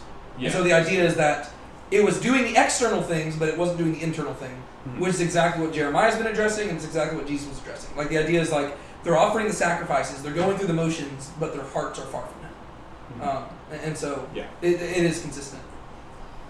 Yeah. Wasn't there that thing? I don't know if it was when we did Nahum or if it was last week, but he said something about you're gonna not be in the garden anymore. You're gonna go into the forest. Oh, into the wilderness? Yeah, into the we wilderness. talked about that. I think that was last week. I don't know if this is symbology or if this is being literal about like them, not going to be in Jerusalem anymore. Yeah, well, I think the imagery is basically everything they have is going to be taken away. Exactly. Yeah, exactly. Kind of reminded me of that. Because again, these are all things that they did not earn on their own merits, not because they're God's chosen people. It's just because. Well, really, it's just because of God. God chose them, so He gave them all these things, but it's not because of anything they did, right? Mm-hmm. So it's because I guess the God's chosen people. It's like kind of circular argument, like, oh, we're God's chosen people, but not because of anything they did. But anyway, I just wanted to bring that up. Take it away from me too. Exactly. I can give, I can take. Mm-hmm. Why are we sitting still? Gather yourselves and let us go into the fortified cities, and let us be silent there. Because Yahweh our God has silenced us and given us poisoned water to drink, for we have sinned against Yahweh. We waited for peace, but there was no good. For a time of healing, but behold, terror. From Dan is heard the snorting of his horses. At the sound of the neighing of his valiant steeds, the whole land quakes. And they come and devour the land as well as its fullness, the city and its inhabitants. For behold, I am sending serpents against you, vipers, for which there is no charm, and they will bite you, declares Yahweh. My sorrow is beyond healing. My heart is faint within me. Behold the sound, the cry of the daughter of my people from a distant land. Is Yahweh not in Zion? Is her king not within her? Why have they provoked me to anger with their graven images, with foreign idols? Harvest is past, summer is ended, and yet we are not saved. For the brokenness of the daughter of my people, I am broken. I mourn. Desolation has taken hold of me. Is there no balm in Gilead? Is there no physician there? Why then has not the health of my daughter? Why then has not the health of the daughter of my people gone up? What's he saying there? I'm trying to figure out verse 22 there about the physician. So I had a Kind of professor. stumping me up a little bit. I had a professor who argued that verse 22 was the central verse of the entire book of Jeremiah, which I find very interesting. So we can talk about that in a second. So it's funny that you bring that up because he was like, "This is the thing." Like that verse. Like it's funny how we kind of just pick what verse. But I mean, I think there's actually a good argument for that, and I'll explain why in a second. But my first kind of hint at it is like maybe he's saying there's no prophet, but that doesn't make sense because there is obviously a prophet, and then maybe he could be referring to as potentially one righteous man who is an example. But so basically, Jeremiah basically like he's seeing almost like as a vision, or he's just metaphorically describing the armies of Babylon approaching, right? But he's describing it not as the armies of Babylon, but the armies of God Himself, right? He's like, I see the steeds are arriving. Like he can hear them from Dan, and like just so you know, Dan is like the northernmost city Yep. in Israel. About to ask. So it's like way up north, and they're way down in Jerusalem. And he's like, I can already hear them coming. So the idea is like they're loud. It's obviously hyperbolic, but he sees them coming, and this leads Jeremiah to like he's like freaking out inside because again, even though he's a prophet, that does not make him not human, right? Like that's like a really big thing. Like it's not like he's like just an impassive observer, or like an uninvolved observer, or a passive observer, I guess. No, he's involved with this, and like he realized that destruction is coming for his people, for his home, the place where he grew up, the people he loves. So he says, "My sorrow is beyond healing. My heart is faint within me." He's like, I don't know what could possibly heal the wound on my heart because of the sorrow that's coming. And so then he begins to mourn over this because he's saying, like, God, like, I hear the sound coming and the destruction, but he's like, but God, aren't you with us? Like, is not Yahweh in Zion? Is her king not within her? Like, God, how could you do this to your own people? Like, I see what you're saying you're going to do, and I know we deserve it, but how could you do this? Like, my heart is, like, torn up. And that ultimately leads to verse 22, where he says, is there no balm in Gilead? Is there no physician there? Why then has not the health of the daughter of my people gone up? So he's like, there's this wound in my heart, and it hurts so deeply, and I'm just desperate. Like, God, is there not some sort of like ointment that you could give me to patch the wound in my heart? And the reason my professor like argued that was the central verse is because he argues that the rest of the book of Jeremiah is God providing that ointment to Jeremiah. Like he's basically saying like there is a balm that will like Jeremiah, yes, you weep now, but there is a future thing that's going to take place that will heal that wound in your heart. And there is a balm in Gilead. And Gilead is ultimately like where like basically where Babylon is coming from, right? Like Gilead is like it's to the east of Israel, right? And so the idea is they're coming from there, and he's like, is there anything like through this destruction, is there anything that will give me some semblance of hope, right? Is there anything that will fix this wound inside of my heart? And basically over the course of the rest of the book, God is going to give him that hope, which is why later on in the book, you've got him hearing promise of a new covenant that God will give to the people, I guess. to where he will bring them back, and he will restore them, and he will make all things better. And so God is basically saying, yes, there is a balm in Gilead. Through the destruction of my people, I will restore them. Over the course of like 150 years. Oh yeah, it's going to take a while. Well, especially like really long term, it's Jesus showing up, Right. which is 500 years Yeah. or 600 years really. And so that's really what my professor argues, is that the rest of the book, like this is the question, like it's not just the question Jeremiah is asking, we should be asking the question as readers. Like as we read the book, we're saying, is there a balm in Gilead? Like is there anything, like is there any hope to be found in this situation? Because so far the book's been pretty depressing. And we're just asking, where is the hope? Because the rest of the prophets have promised that there's some sort of hope. And so we're saying, is the voice of joy and gladness going to be restored? The voice of the bride and the voice of the bridegroom? Like is that going to be restored, or is this the end? And that's the question of the book. But Well, I was, now that you mentioned that, I kind of more look at it as like a turning point book. well, I think it's like almost like what my professor would have argued, is that it's like it's the thesis, right? Or like or if you're writing like a novel, right? This is like the inciting argument, like the inciting moment that you need like a solution to, right? So like if you're like, I don't even know, like just any story, like it's the moment where like when John Wick's dog gets killed, it's like, what could possibly happen to mend this wound in his heart? For John Wick, he's gonna go murder a bunch of people. but the question becomes, how are we going to respond to this problem, you know? And so like the first 8 chapters have been setting it up, and then now it's like, is there a balm? And the question is, I don't know. Keep reading and find out. So. Any other comments for that last bit of chapter 8? Okay, move on. I will say, this opening part of chapter 9, at least for me, is a bit confusing because of the. It seems like there's a random speaker shift, because it seems like Jeremiah is still talking through into verse 9, which is a continuation of what we just went through. But you'll notice that suddenly it'll says Yahweh. So we'll figure that part out. But I'll just go ahead and read. Oh, that my head were waters, and my eyes a fountain of tears, that I might weep day and night for the slaying of the daughter of my people. Oh, that I had in the deserts a traveler's lodging place, that I might leave my people and go from them. For all of them are adulterers, a solemn assembly of treacherous men. They bend their tongues like their bow.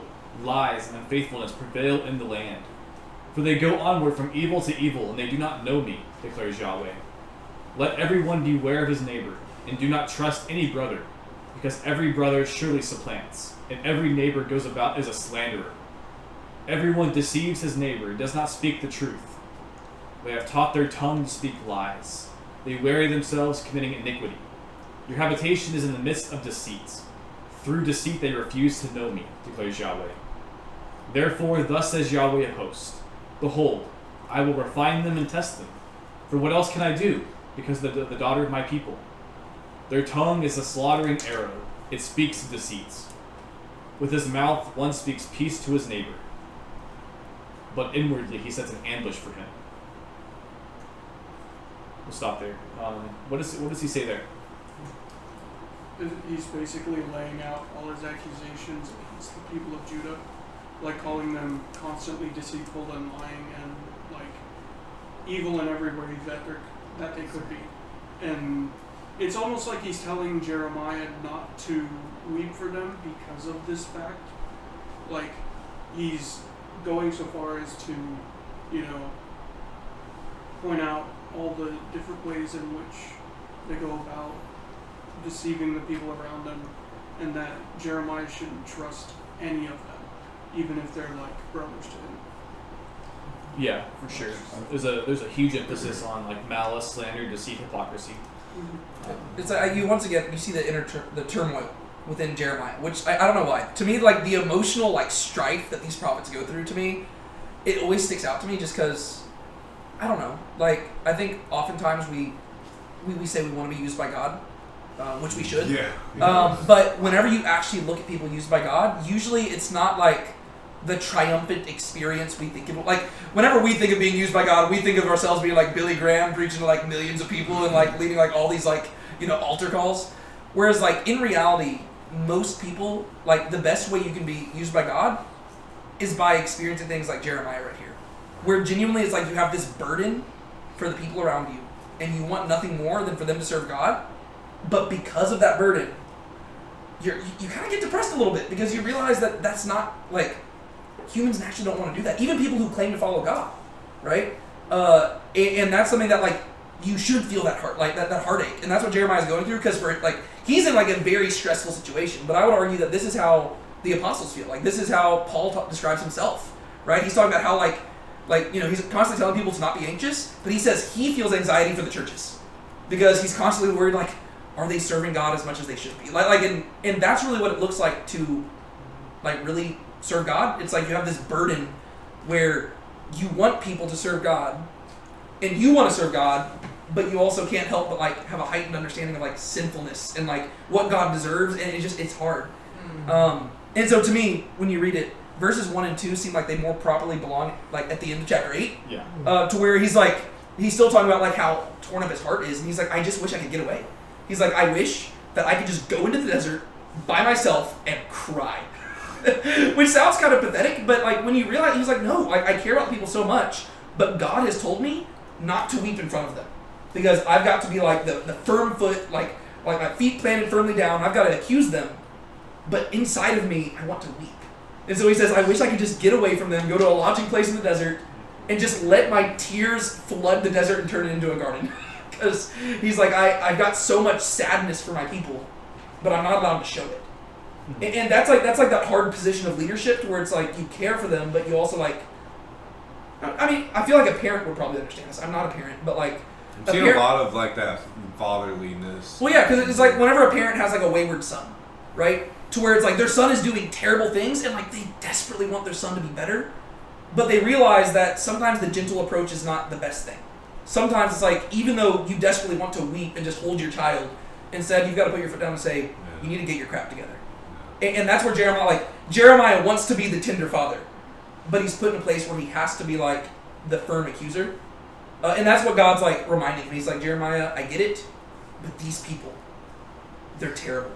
And they with their mouths they worship me, but with their actions, they dishonor their neighbor and hateful and terrible and all sorts of wicked things, and we can't tolerate that. And I don't know. So like what Jeremiah's going through to me is just like intriguing, and sobering, because it's like, oh, it's like this is what we're praying for whenever we say we want to be used by God. It's like, God, give me a heart for your people that breaks whenever they sin against you. It's like, Yeah. oof. And just because I've noticed it with a couple other prophets, there's probably also just the very, especially for Jeremiah, like kind of like how with Hosea, God told him to, do what he did in order to basically understand where he was coming from. I would say that in the same way you described, I think it's also God trying to get Jeremiah to understand where he's coming from, because God also like the sins of the people does break his heart, but he's in a place where he has to put his foot down. And so I would say in the same way also, he's kind of calling Jeremiah to be, like, he's calling him to do the same thing, and Jeremiah has a better understanding of how God feels, but also I guess for us too, it also helps us understand how God feels in that situation. Well, it's almost like a married couple trying to figure out how to disciple or how to discipline their child, right? To where it's like, you've got like the mom who's like, but That's he's our exactly baby, what I was we need to thinking take care too. of him. And the father's like, I get that, and I understand it, but what he's doing is wrong. I gotta spank him. Yeah, we got to do. It's like, and where it's like, and Jeremiah is in a place where it's like he's not inherently wrong, but he's not fully he's not God, right? He's not perfect, and that's why he just goes down in history as the weeping prophet. Because and again, it's hard for us to appreciate it because we haven't been in a place where the stakes are this high. Like everything he knows and loves is about to be destroyed, and all his loved ones are going to be taken as slaves. Like that's those are very high stakes, and if you just knew that was going to happen, it would not be easy. So You were gonna say something? Yeah, I feel like what he's kind of saying here is, kind of if you circle back to what you're saying about, verse 22, is there no balm? He's basically saying look, man, these people are so evil and they're so deceitful. They're wronging each other. Like, you cannot trust them. Mm-hmm. It's come down to neighbor against neighbor, and I feel like it's just kind of coming towards that realization of what you were talking about with verse 22 is like, I'm here, I'm telling you the truth. You're going to go tell them, but you can't trust anything they're saying. Yeah. Right? yeah. Well, and even on that note, the whole idea of where's the balm going to be found? There does come a time, and I'm just going to keep rolling with the parent analogy, where you do have to realize that sometimes you do have to do that tough love thing. I remember I had a relative who had a very big drug problem, right? And for a while he would go, he'd be going to jail for it, and his parents would bail him out. But it was not resolving the issue, right? They were being gracious, they were being loving, and it did not resolve the issue. And then finally they had to do the hard thing, and they said, you know what? We're just going to let him stay in jail, and he's going to have to deal with this. And that was the best thing they did for him, because after that, he got his act together. And it's almost like that's where God's at, where it's like, okay, I was gracious, and I was merciful, but now the only way to truly heal you is through destroying it, and allowing you to taste the consequences of your actions. And it's kind of like we've also used the imagery, I think, in previous weeks of a house, right? If you if I showed up at the house, it's like, oh, there's a roof leak. Okay, well, you go fix the roof leak. Okay, oh, something else is out. You go fix it. But eventually, if there's so many issues, it actually just makes more sense to tear down the house and rebuild. And that's kind of what God is experiencing here. It's like, okay, there's not just a roof leak. We got to take down the whole thing, and then we'll rebuild it, and we'll rebuild it better than ever, but the tearing down process is not going to be fun. So, the balm comes through destruction. Yeah. Got to amputate the leg. Well, I don't know if you ever, my parents would spank me and stuff like that. They'd always say, this hurts me more than it hurts you. And you're like, I doubt it. Yeah, all right, but this kind of reminds me of that. It's how do you think God feels in this situation? Yeah. It's supposed to be His people. Yeah. It's like your parents know that they don't. It's like they don't want to do it, but they know in the doing, they're trying to get you to learn what you did was wrong, and they want to help you. So that goes back to the whole message about God trying to refine them from bronze and iron into gold. He wants something better for His people than what they're currently doing. But the process of that refinement is fire. You gotta take it off his belt. Yeah. Yep. one last thing I'll just mention, and then we'll move on. But just to me, what also sticks out is just really like in the imagery here. There is just a lot of focus on like the mouth and the idea of like lies, deception, malice, slander, and I don't know. I think it's important that it calls a lot of attention to that, and it also calls forward to something that Jesus talks about with what comes out of the mouth is what defiles a man, and it's a whole entire like story in Matthew, but the contrast in that story is basically that's where the disciple like doesn't wash his hands before eating, I think, and they get on to him for cleanliness. The Pharisees do, and Jesus basically tells them like, hey, what comes into a man isn't what defiles him. Like he kind of says like, you know, food comes in and comes out, but it's whatever comes out of a man that defiles him. And he's basically pointing out like what's less important is like these cleanliness laws that are more about external cleanliness, and what's more important is being internally clean through the things that you speak. And so he's just kind of pointing out hypocrisy there. But I also do think that there is connection here, but also application for us. One is that here you have a people who are overly concerned with things like cleanliness laws and sacrifices, but they're neglecting the true cleanliness that matters to God, which is being clean in the heart, which is not speaking slander, malice, deceit. And we also see this in the letters of the New Testament, like James and 1 Peter, where there's a huge emphasis on, you know, an audience that is most likely Jewish believers, that there is a huge emphasis on not, you know, refraining from malice, slander, deceit, hypocrisy, because how can you bless God with the same mouth you curse others? There's like this double-mindedness. And he kind of says here, like with his mouth one speaks peace to his neighbor, but inwardly he sets an ambush for him. And it's just the idea of like in this case he's speaking peace, but like internally he still has that hatred. Just being a hypocrite. Yeah, being a hypocrite. It's like that person at church. You're like, oh, it's so good to see you. And then they leave. You're like, you believe that guy comes to church? Ridiculous. It's like, oh, yeah. Probably not the best response. Yeah, or like somebody with like tattoos or something like that. It's like, what's that guy doing here? Yeah. He's not supposed to be here. I don't like that guy because he has tattoos or whatever. You know, it's like. But then whenever they walk up to you, you're just like, oh hey, how's it going? Yeah, like it's like exactly. the idea is you're not being authentic, right? Yeah. It's like, Right. if you got a problem with somebody, talk to them about it, but be gentle, you know. But they're saying one thing, but they're doing another, right? It's like, oh yeah, hey, peace, brother. It's so good to see you, and they leave. You're like, can't stand that guy. It's like there's an issue here, right? And the issue is not with the other person; it's with you, right? Because regardless of whether the other person is in the right or wrong, you're in the wrong because you're being a hypocrite and you're not being loving. And so, yeah. And on top of that, just the way that we treat each other is also a testimony to non-believers of our faith, and so we just have to be mindful of that. Anyways, we move on. Shall I not punish them for these things, declares Yahweh? On a nation such as this, shall I not avenge myself? For the mountains I will take up a weeping and wailing, and for the pastures of the wilderness a funeral lamentation, because they are turned into ruin, so that no one passes through. And the lowing of the cattle is not heard. Both the birds of the sky and the beasts have fled. They are gone. I will make Jerusalem a heap of ruins, a haunt of jackals, and I will make the cities of Judah a desolation, without inhabitant. Who is the wise man that may understand this? And who is he to whom the mouth of Yahweh has spoken, that he may declare it? Why has the land perished, turned into ruin like a desert, so that no one passes through?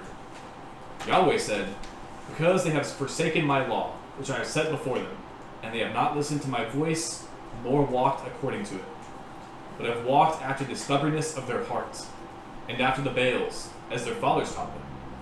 Therefore, thus says Yahweh of hosts, the God of Israel, behold, I will feed them, this people, with wormwood, and give them poisoned water to drink. I will scatter them among the nations, whom neither they nor their fathers have known, and I will send the sword after them until I have consumed them. Thus says Yahweh of hosts, carefully consider and call for the mourning women, that they may come, and send for the skillful women, that they may come. Let them make haste, and take up a wailing for us. that our eyes may shed tears and our eyelids flow with water. For a voice of wailing is heard from Zion. How we are destroyed, we are put to great shame. For we have left the land because they have cast down our dwellings. Indeed, hear the word of Yahweh, O you women, and let your ear receive the word of his mouth. Teach your daughters wailing, and every one her neighbor a funeral lamentation. Stop there. So what's going on here?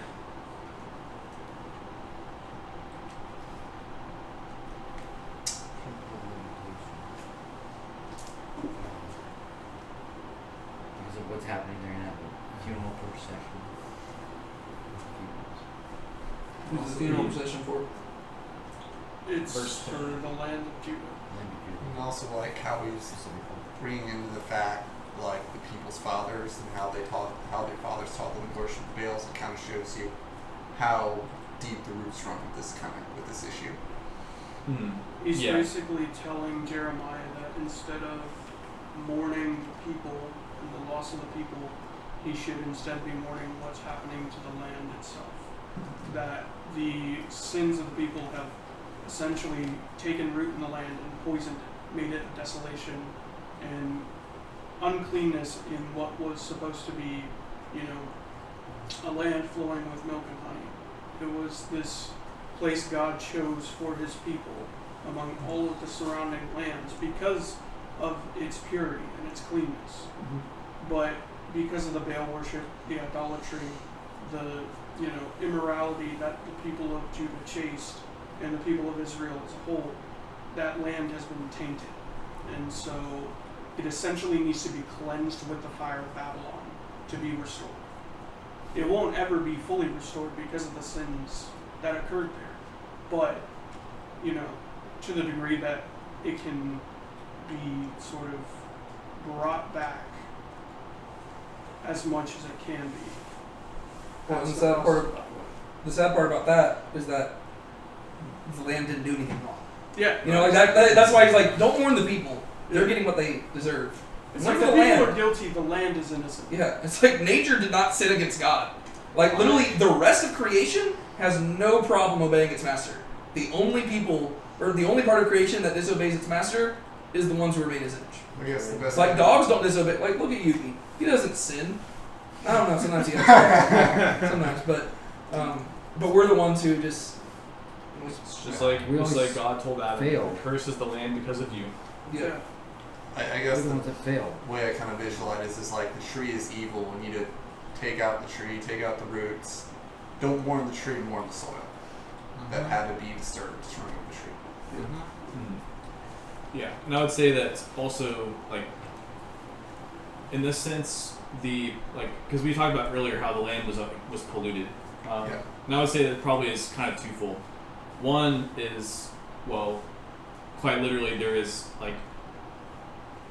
idolatry going on throughout the entire land. So there is like altars, high places, and the way that God has described this has been very much so of like prostitution. And so it is kind of like saying that someone turned like his house into a whorehouse, basically, and like all of the stains and smells and stuff that go with that. That's basically what the land's been turned into. All of the rampant idolatry, he describes them as basically whoring under every green tree. And so the land has quite literally become like polluted from the stink of their idolatry, but also has become a devastation because of what's going to happen to the land. Creation is going to be afflicted because of the incoming, like the Babylonians and whatnot. It also helps make sense of why he's so angry. Because imagine, you've got God is like the best. Think of like the best person you know and realize that they are like nothing compared to him. Like he is more righteous, more pure, more amazing, more majestic, more beautiful, more good. Yes. He's better, right? He's better in all things. He's holy, holy, holy. And he is like the best of best kings that we could not deserve. He entrusted this land to them, right? He's like the most upright, righteous, amazing person. He entrusts the land to them. He comes back and they turn it into a whorehouse. He's like, you had one job, and this was not it. And so it makes sense why he's mad, but then application-wise, we have to ask ourselves, like, how do our churches look? Right? Like, 'cause obviously we're not bowing down before, like, Baals and Asherahs and stuff like that, but do the people who gather in our churches serve God with the same single-minded devotion, or have we also been prostituting ourselves? Right? And before we say, oh, but we're under the new covenant, Jesus himself says, when the Son of Man returns to earth, will he find faith? Right? And so he said, like, he's the groom, we're the bride. So the question is, are we being faithful brides who are waiting for our groom to return by devoting ourselves entirely to him and preparing for his arrival?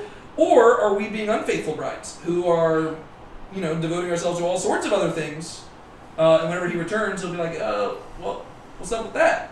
And so, but it makes sense why he's angry in this situation, and I would say that we probably need to reflect and make sure we're not doing the same thing.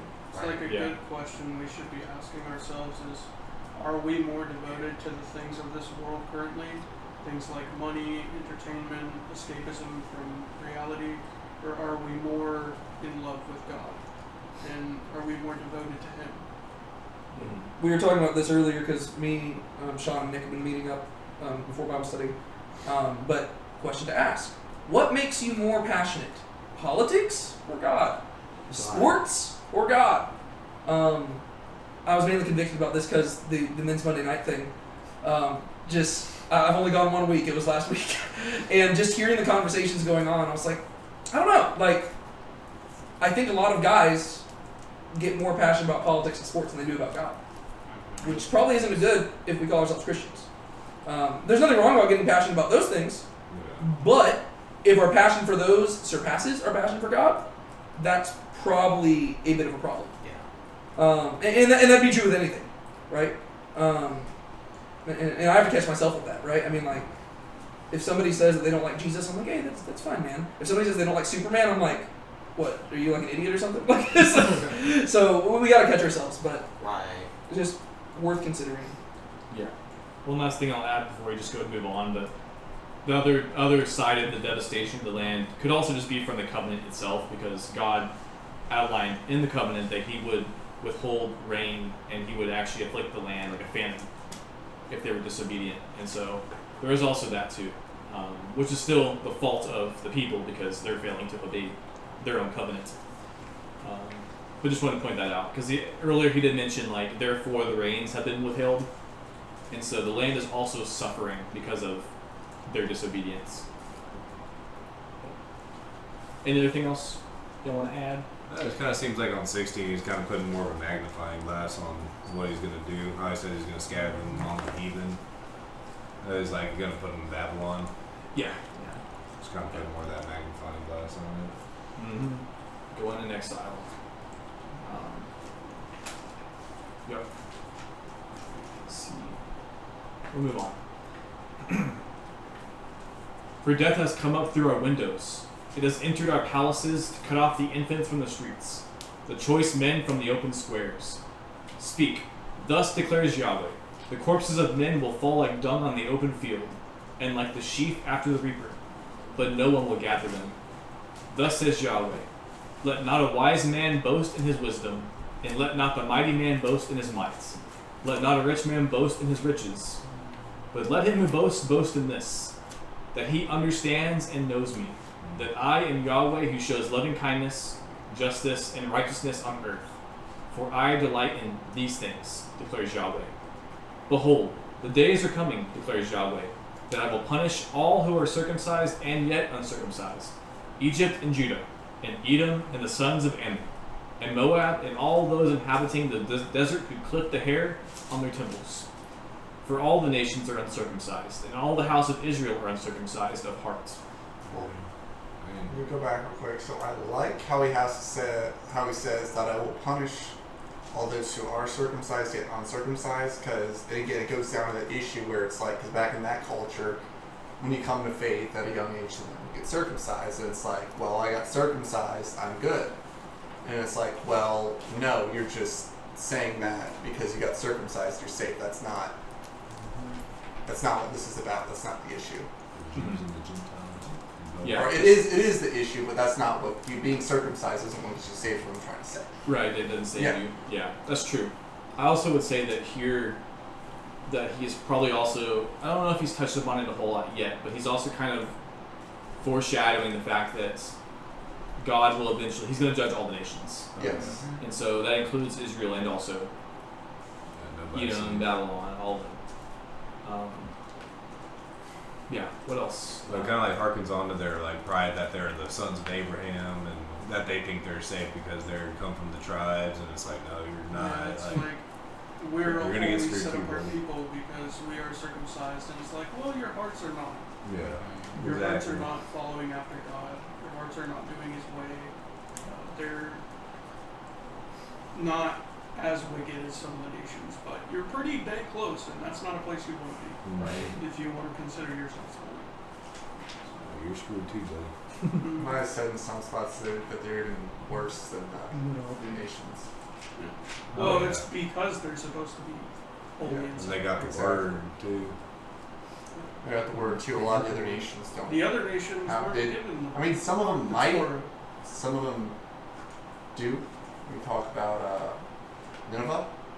Well, I mean, they didn't really have the word, but you're right, they don't have it. For the most part, there might be a couple exceptions, but I'd have to really look into that to Is be this certain. before or after Jonah at this time? This is afterwards. Oh, okay. Yeah, this is afterwards. So, So they maybe would have some. you'd have a little bit out there. They turned away from it though pretty quick. Yeah. And if you remember, Jonah didn't really proclaim like too much. He just he just showed up and because he didn't exactly want them to repent, and so he like did bare minimum. He's like, "Hey guys, God ain't happy with you," and that was pretty much it. And they're like, "What?" And they like all repented. He's like, "Dang, I wasn't even trying." He's like, "This did not go how I was expecting." But yeah. So Yeah, versus, but then, well, I was just gonna say, on the flip side of Noah, or not Noah, Jonah, you go to Nahum, and he deals with Nineveh at the same time, and things have changed radically. They're instead of being in a state of repentance and being humble and being like, God was the one who allowed us to take all this. They're like, nah, we were the ones who destroyed Israel. We're going to be prideful and boast about it. And that ultimately led to their destruction. That's right. so verses 21 and 22, that's continuing off of what we were saying earlier, but what does verse 22 kind of like end with? Like, what's God been saying is going to happen? There's going to be a lot of death. Yes. No, Yeah. And no nobody's one's gonna gonna- marry you. Yeah, nobody's gonna bury him. Yeah, and so I would say, Goodbye. let's see if I can try to ask. So between verses 22 and 23, I might say that, or I would say that there might be a sort of like question that God answers in 23 through 26. I don't know if y'all are following, but basically, what does verse 22 kind of end with as far as like a question? Because he's basically saying death has come to like Judah. Like the corpses of men are going to fall like dung, and no one's going to gather them, and this is all going to be done by Babylon, which is like a super bad nation. Yep. So what might be like the question you would ask hearing that? So then who's next is what I might try to ask. You know, like who's going to take their place. I mean, I'm trying to follow along. Yeah, like I guess if God says he's going to basically destroy Judah, but he has a covenant with them, then like what might you be asking? Is there any balm in Gilead? Is there anything is there any good news here? Like if you've destroyed your people, how are you going to be faithful to your covenant? Yeah. So that's where we're heading. Yeah, I guess I was thinking of that verse specifically, but Yeah. that's probably better because that's actually in the book. But yes, like ultimately the question is along the lines of like, so what's the point, God? Like, what is the end game here? Like, because if you're asking these questions, you're trying to look at like what's God's plan here? Like, what's the wisdom in this? Because is he just going to destroy them to destroy them? Like, is that going to be it? Like, God, you said that David was going to have a eternal dynasty. That hasn't came yet. Like, what's the big deal? And I would say that really 23 through 26 is basically God just saying, trust me, bro. Kind of like what he did in Habakkuk. He does explain a little bit more. He says that eventually he will judge the other nations, but why do you think he responds with verse 23 as he does? Like, with that in mind. Because all the people who are going to be judged are the people who were boasting in their own wisdom. Right? I mean, like they've been saying peace, peace, everything's gonna be fine, and they've been trusting in themselves, and they've been like, oh yeah, we got the temple, we're fine. And he says, no, y'all, like they're gonna be proven wrong. Like the wise people of this earth are foolish in the eyes of God, and so he's saying, let those who boast in the Lord, right? Because He is the one who has this all planned out, as we read in Deuteronomy 32. Because in Deuteronomy 32, I mean, I joke, but again, just to flip to Deuteronomy 32, I know we got to wrap up and stuff like that, but it's fine. If y'all need to leave, y'all can Sounds like these guys needed some Deuteronomy. okay, but that's also a thing predicted in Deuteronomy 32. Like in Deuteronomy 32, he literally said, like it's actually the context behind what I'm quoting right now, because he literally says, like the whole context of Deuteronomy 32 is Moses is predicting the entire future of Israel, and he's gonna say, like, now that I've told you this, you're probably gonna wonder, how are they still gonna be so stupid? Even though I told them ahead of time they were going to be this stupid. And that actually is the exact context to the verse I was wanting to quote. Yeah. Because he basically says, all right, they're going to grow fat, and they're going to kick, they're going to prosper, and they're going to rebel. Yep. And he says God is going to heap calamities upon them. He's going to judge them, right? He's going to send them to the Gentiles. He's going to go himself to the Gentiles. He's going to hide his face. He's going to destroy them.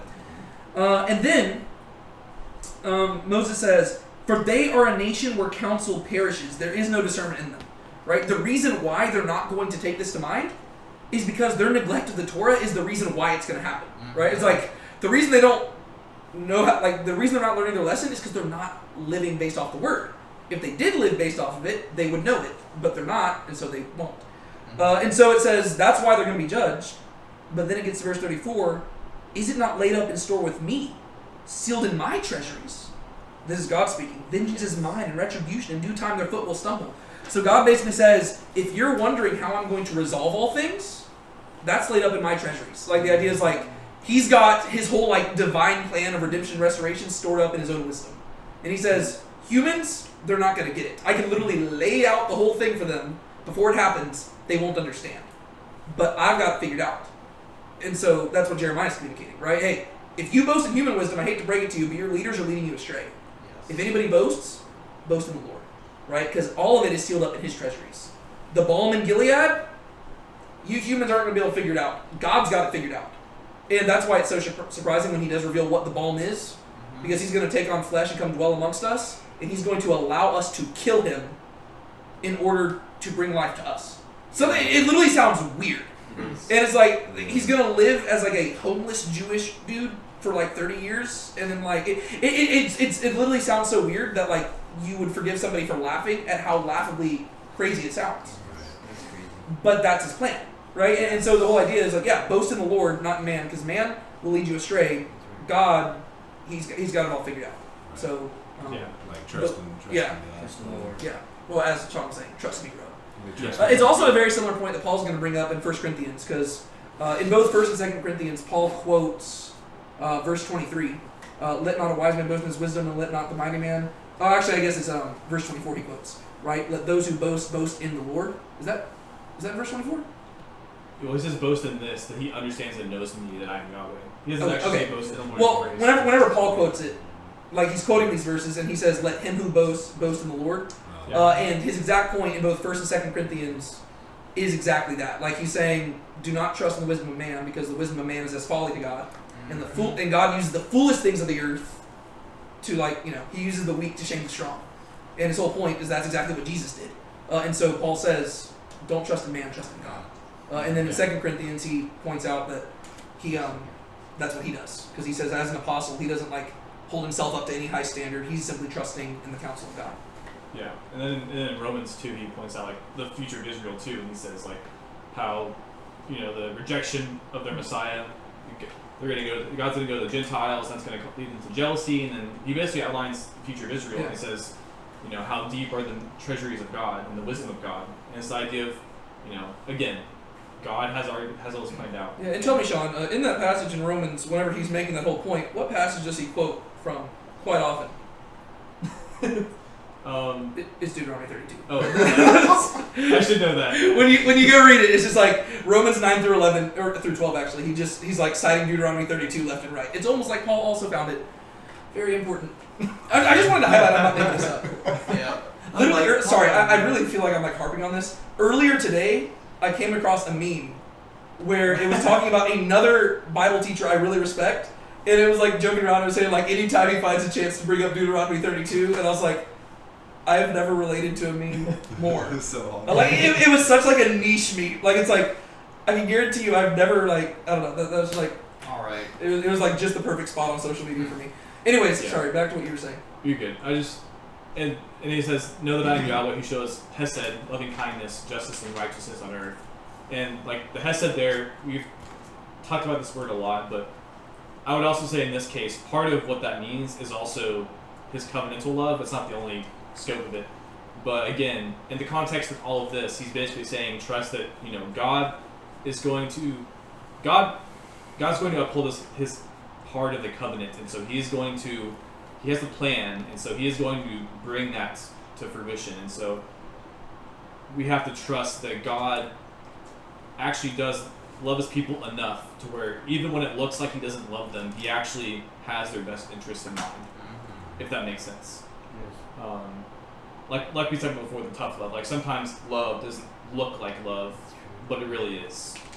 Well, and that's where the imagery of a parent and a child makes a lot of sense because, like, whenever you're a child and your parent disciplines you, you don't understand it, right? Whenever your parent, or it doesn't have to be discipline. It's just like certain rules. Whenever the parent's like, don't go into the street, we're like, you hate me. Why would you not let me go in the street? Okay, all you have to do is just like grow up like maybe like 2 or 3 years more, and you're like, oh, I get that. So like what you once interpreted as hate, you then realize, oh no, that was actually for your protection. And so as a child, when your parents do certain things, you're like, I don't get it. And like it literally, you can't even fathom it because you're so blinded by your own limited perspective. Yeah. And that's like multiply that times a million for us and God. Towards like there's certain things that he does, we just don't get it. It's true. But to him, it just makes perfect sense. And so it's like there's plenty of things that he's revealed that can make sense to us. And that should give us confidence to trust him in the things that we don't understand. Yes. Yeah, because to them, like I said, the same thing in Habakkuk. The idea that God will send the Babylonians, which are even more wicked people, to destroy Judah does not seem like justice. It doesn't seem righteous. It doesn't seem loving. But again, he's calling on. I would say that he is asserting here that God is all those things, and so don't trust in your own wisdom, your own might, and your own wealth, but trust in God's treasuries and his wisdom. And then he also does clarify that yes, one day he is going to punish the nations as well, and so there is that hope as well. Anything else for y'all to add on there? This is the end of the chapter, so this is Good stuff. Kind of reminds me of Yeah, Job it's a not- little bit too. you said Job. Job. Yeah, it kind of reminds Yes. me of that a little bit too. Just how how much you put them through, and it's kind of like symbolic of what's about to happen here. And just gotta have that trust. And The righteous shall live by faith. although Job followed God. Yeah. Well, that's why the story of Job is even crazier because like at least the people of Judah deserved what happened, Yeah. whereas with Job it was like he didn't do anything. Yeah. Yeah. And but God can still do that. Like that's like a theology we have to be comfortable with. Like God, if he is who he claims to be, he can do whatever he wants with us, right? And we need to learn to be able to seek him in the midst of that. Whereas I think sometimes we almost feel entitled to things. We're like, oh well, Yeah. I've been a good faithful Christian, and therefore things should go easy for me. It's like, Yeah. but God, I've really served you with my marriage. Why isn't everything going perfectly? God, I've really served you at my job. Why isn't everything going perfectly? He's like, I never said it would. It's like, no, I want to refine you and test you, and so I'm going to allow you to go through things. Maybe I should take all that away from you and see how much of a Christian you really are. Yeah. Pretty much. Yeah, I think if you probably made it easier on us, we'd probably become boastful and prideful little brats. I think we already are. Yeah, pretty pretty much. Well, even more than that. Yeah, Olivia, were you gonna say something? I'm just gonna say, if you were a good and faithful Christian, like, would you even believe that you deserve to have good things? Which that's really the key question, right? It shows that we probably misunderstand who we are and who God is. Right. Like that's really the heart of the question. Whenever people say like, I can't believe a good God would send people to hell. It's like, you understand, like, that's what we all deserve. Yeah. Like it's like we don't automatically like deserve heaven by existing. Like that's like a Okay. amazing privilege. And through our actions and our hearts, we have demonstrated we deserve the other. Like that's a. So it's like it really does show that we have like a disconnect between like how we view God and how we view ourselves. But I think it's kind of like human nature. It's like everyone expects that warning. Everyone expects you leave your trash cans out and HOA tells you, hey, your trash can's okay. Yeah. Hey, move your trash can's okay. And they find you and you're like, but, everyone expects another chance, yeah, instead of just following Yes. the rules Yeah. or, Yeah. everyone expects that one, forgive me, yeah, yeah. It's kind of like human and we feel like nature. entitled to it. Yeah, right. Yeah. Abusing God's grace. And how many of those forgive me's did he give to them, Before Several they were centuries. before he fined them. Yeah. Well, However, Did tell you. we do get like love, joy, peace, Yeah. and like all those good things. So that's why whenever bad things do happen to us, like we still have goodness, and we still Yeah. are like we look different than the world when we have those fruits, because life as a Christian should be harder. Yeah. Well, and that's just like the whole shocking thing about like when you get to the New Testament, how they respond to hardship. It's just radically different because, I mean, by the time you get to the New Testament, the apostles stuff, they just understand things so much better than the prophets did. Because they realize like the hope that is cemented for us in Christ, to where like all of a sudden, like going through all the hard stuff, they're like, oh, okay, this is fine. Like it's okay. We deserve way worse. And this is actually shaping us to be more like Him. And what greater privilege is there than to suffer for the sake of the one who died for us? Like it just shapes them entirely to where like they literally rejoice to suffer. Whereas like modern Christians, we don't typically do that. Well, in America, we don't do that. Like we're like, oh, the Wi-Fi is out. Oh, God is oppressing me. It's like, okay, chill. Whereas like the apostles, they're like getting flogged for their faith, and they're like, oh my gosh, like, can you believe that God would allow us to suffer for Jesus? This is awesome. Like, and they're like, this temporary affliction will give way to an eternal weight of glory. And they're like, high five. And yeah, it's because Jesus, it changes everything, right? Reminds me of James. Well, yeah, 100%. Yeah, it's and it's a recurring theme throughout all of the letters that, what Christ has given us, like the hope He has given us, makes it to where suffering should affect us, right? To where like Jeremiah is not sinful for how he responded here, but he also is not losing sight of the hope, right? That's what he's asking. Is there a balm in Gilead? Like, where is the hope in here that I need to cling to, right? And that's our job as Christians. Like, whenever things do go bad, we've got to be looking for the balm in Gilead. We got to figure out, okay, what is the hope that's going to get me through this? And too often, we respond how the world does. Yep. And we don't cling to the hope. And that's actually something I've been reading in 1 Thessalonians. That's been my personal reading. For several chapters, Paul is like, hey, you're supposed to be set apart. And the way you do that is by setting your eyes on, like, Christ, His return, what's awaiting us. And that shapes everything. He says, like, that shapes how you treat people, right? It shapes how you grieve, right? He says, don't grieve as those without hope, but grieve as those who know that, like, Christ is going to return. We're going to dwell with Him. It's going to be awesome. So even whenever people die, you can respond to death. Like, you can be sad, but you can respond in a different way. And basically just laying out that no matter what you go through, whether it's persecution, whether it's just hardship, we can respond differently as Christians, which is just cool. So, I'll stop talking. I've talked a lot. You're good. That's how I feel sometimes. Hallelujah. I talk a lot. I do. Any other thoughts on these verses here?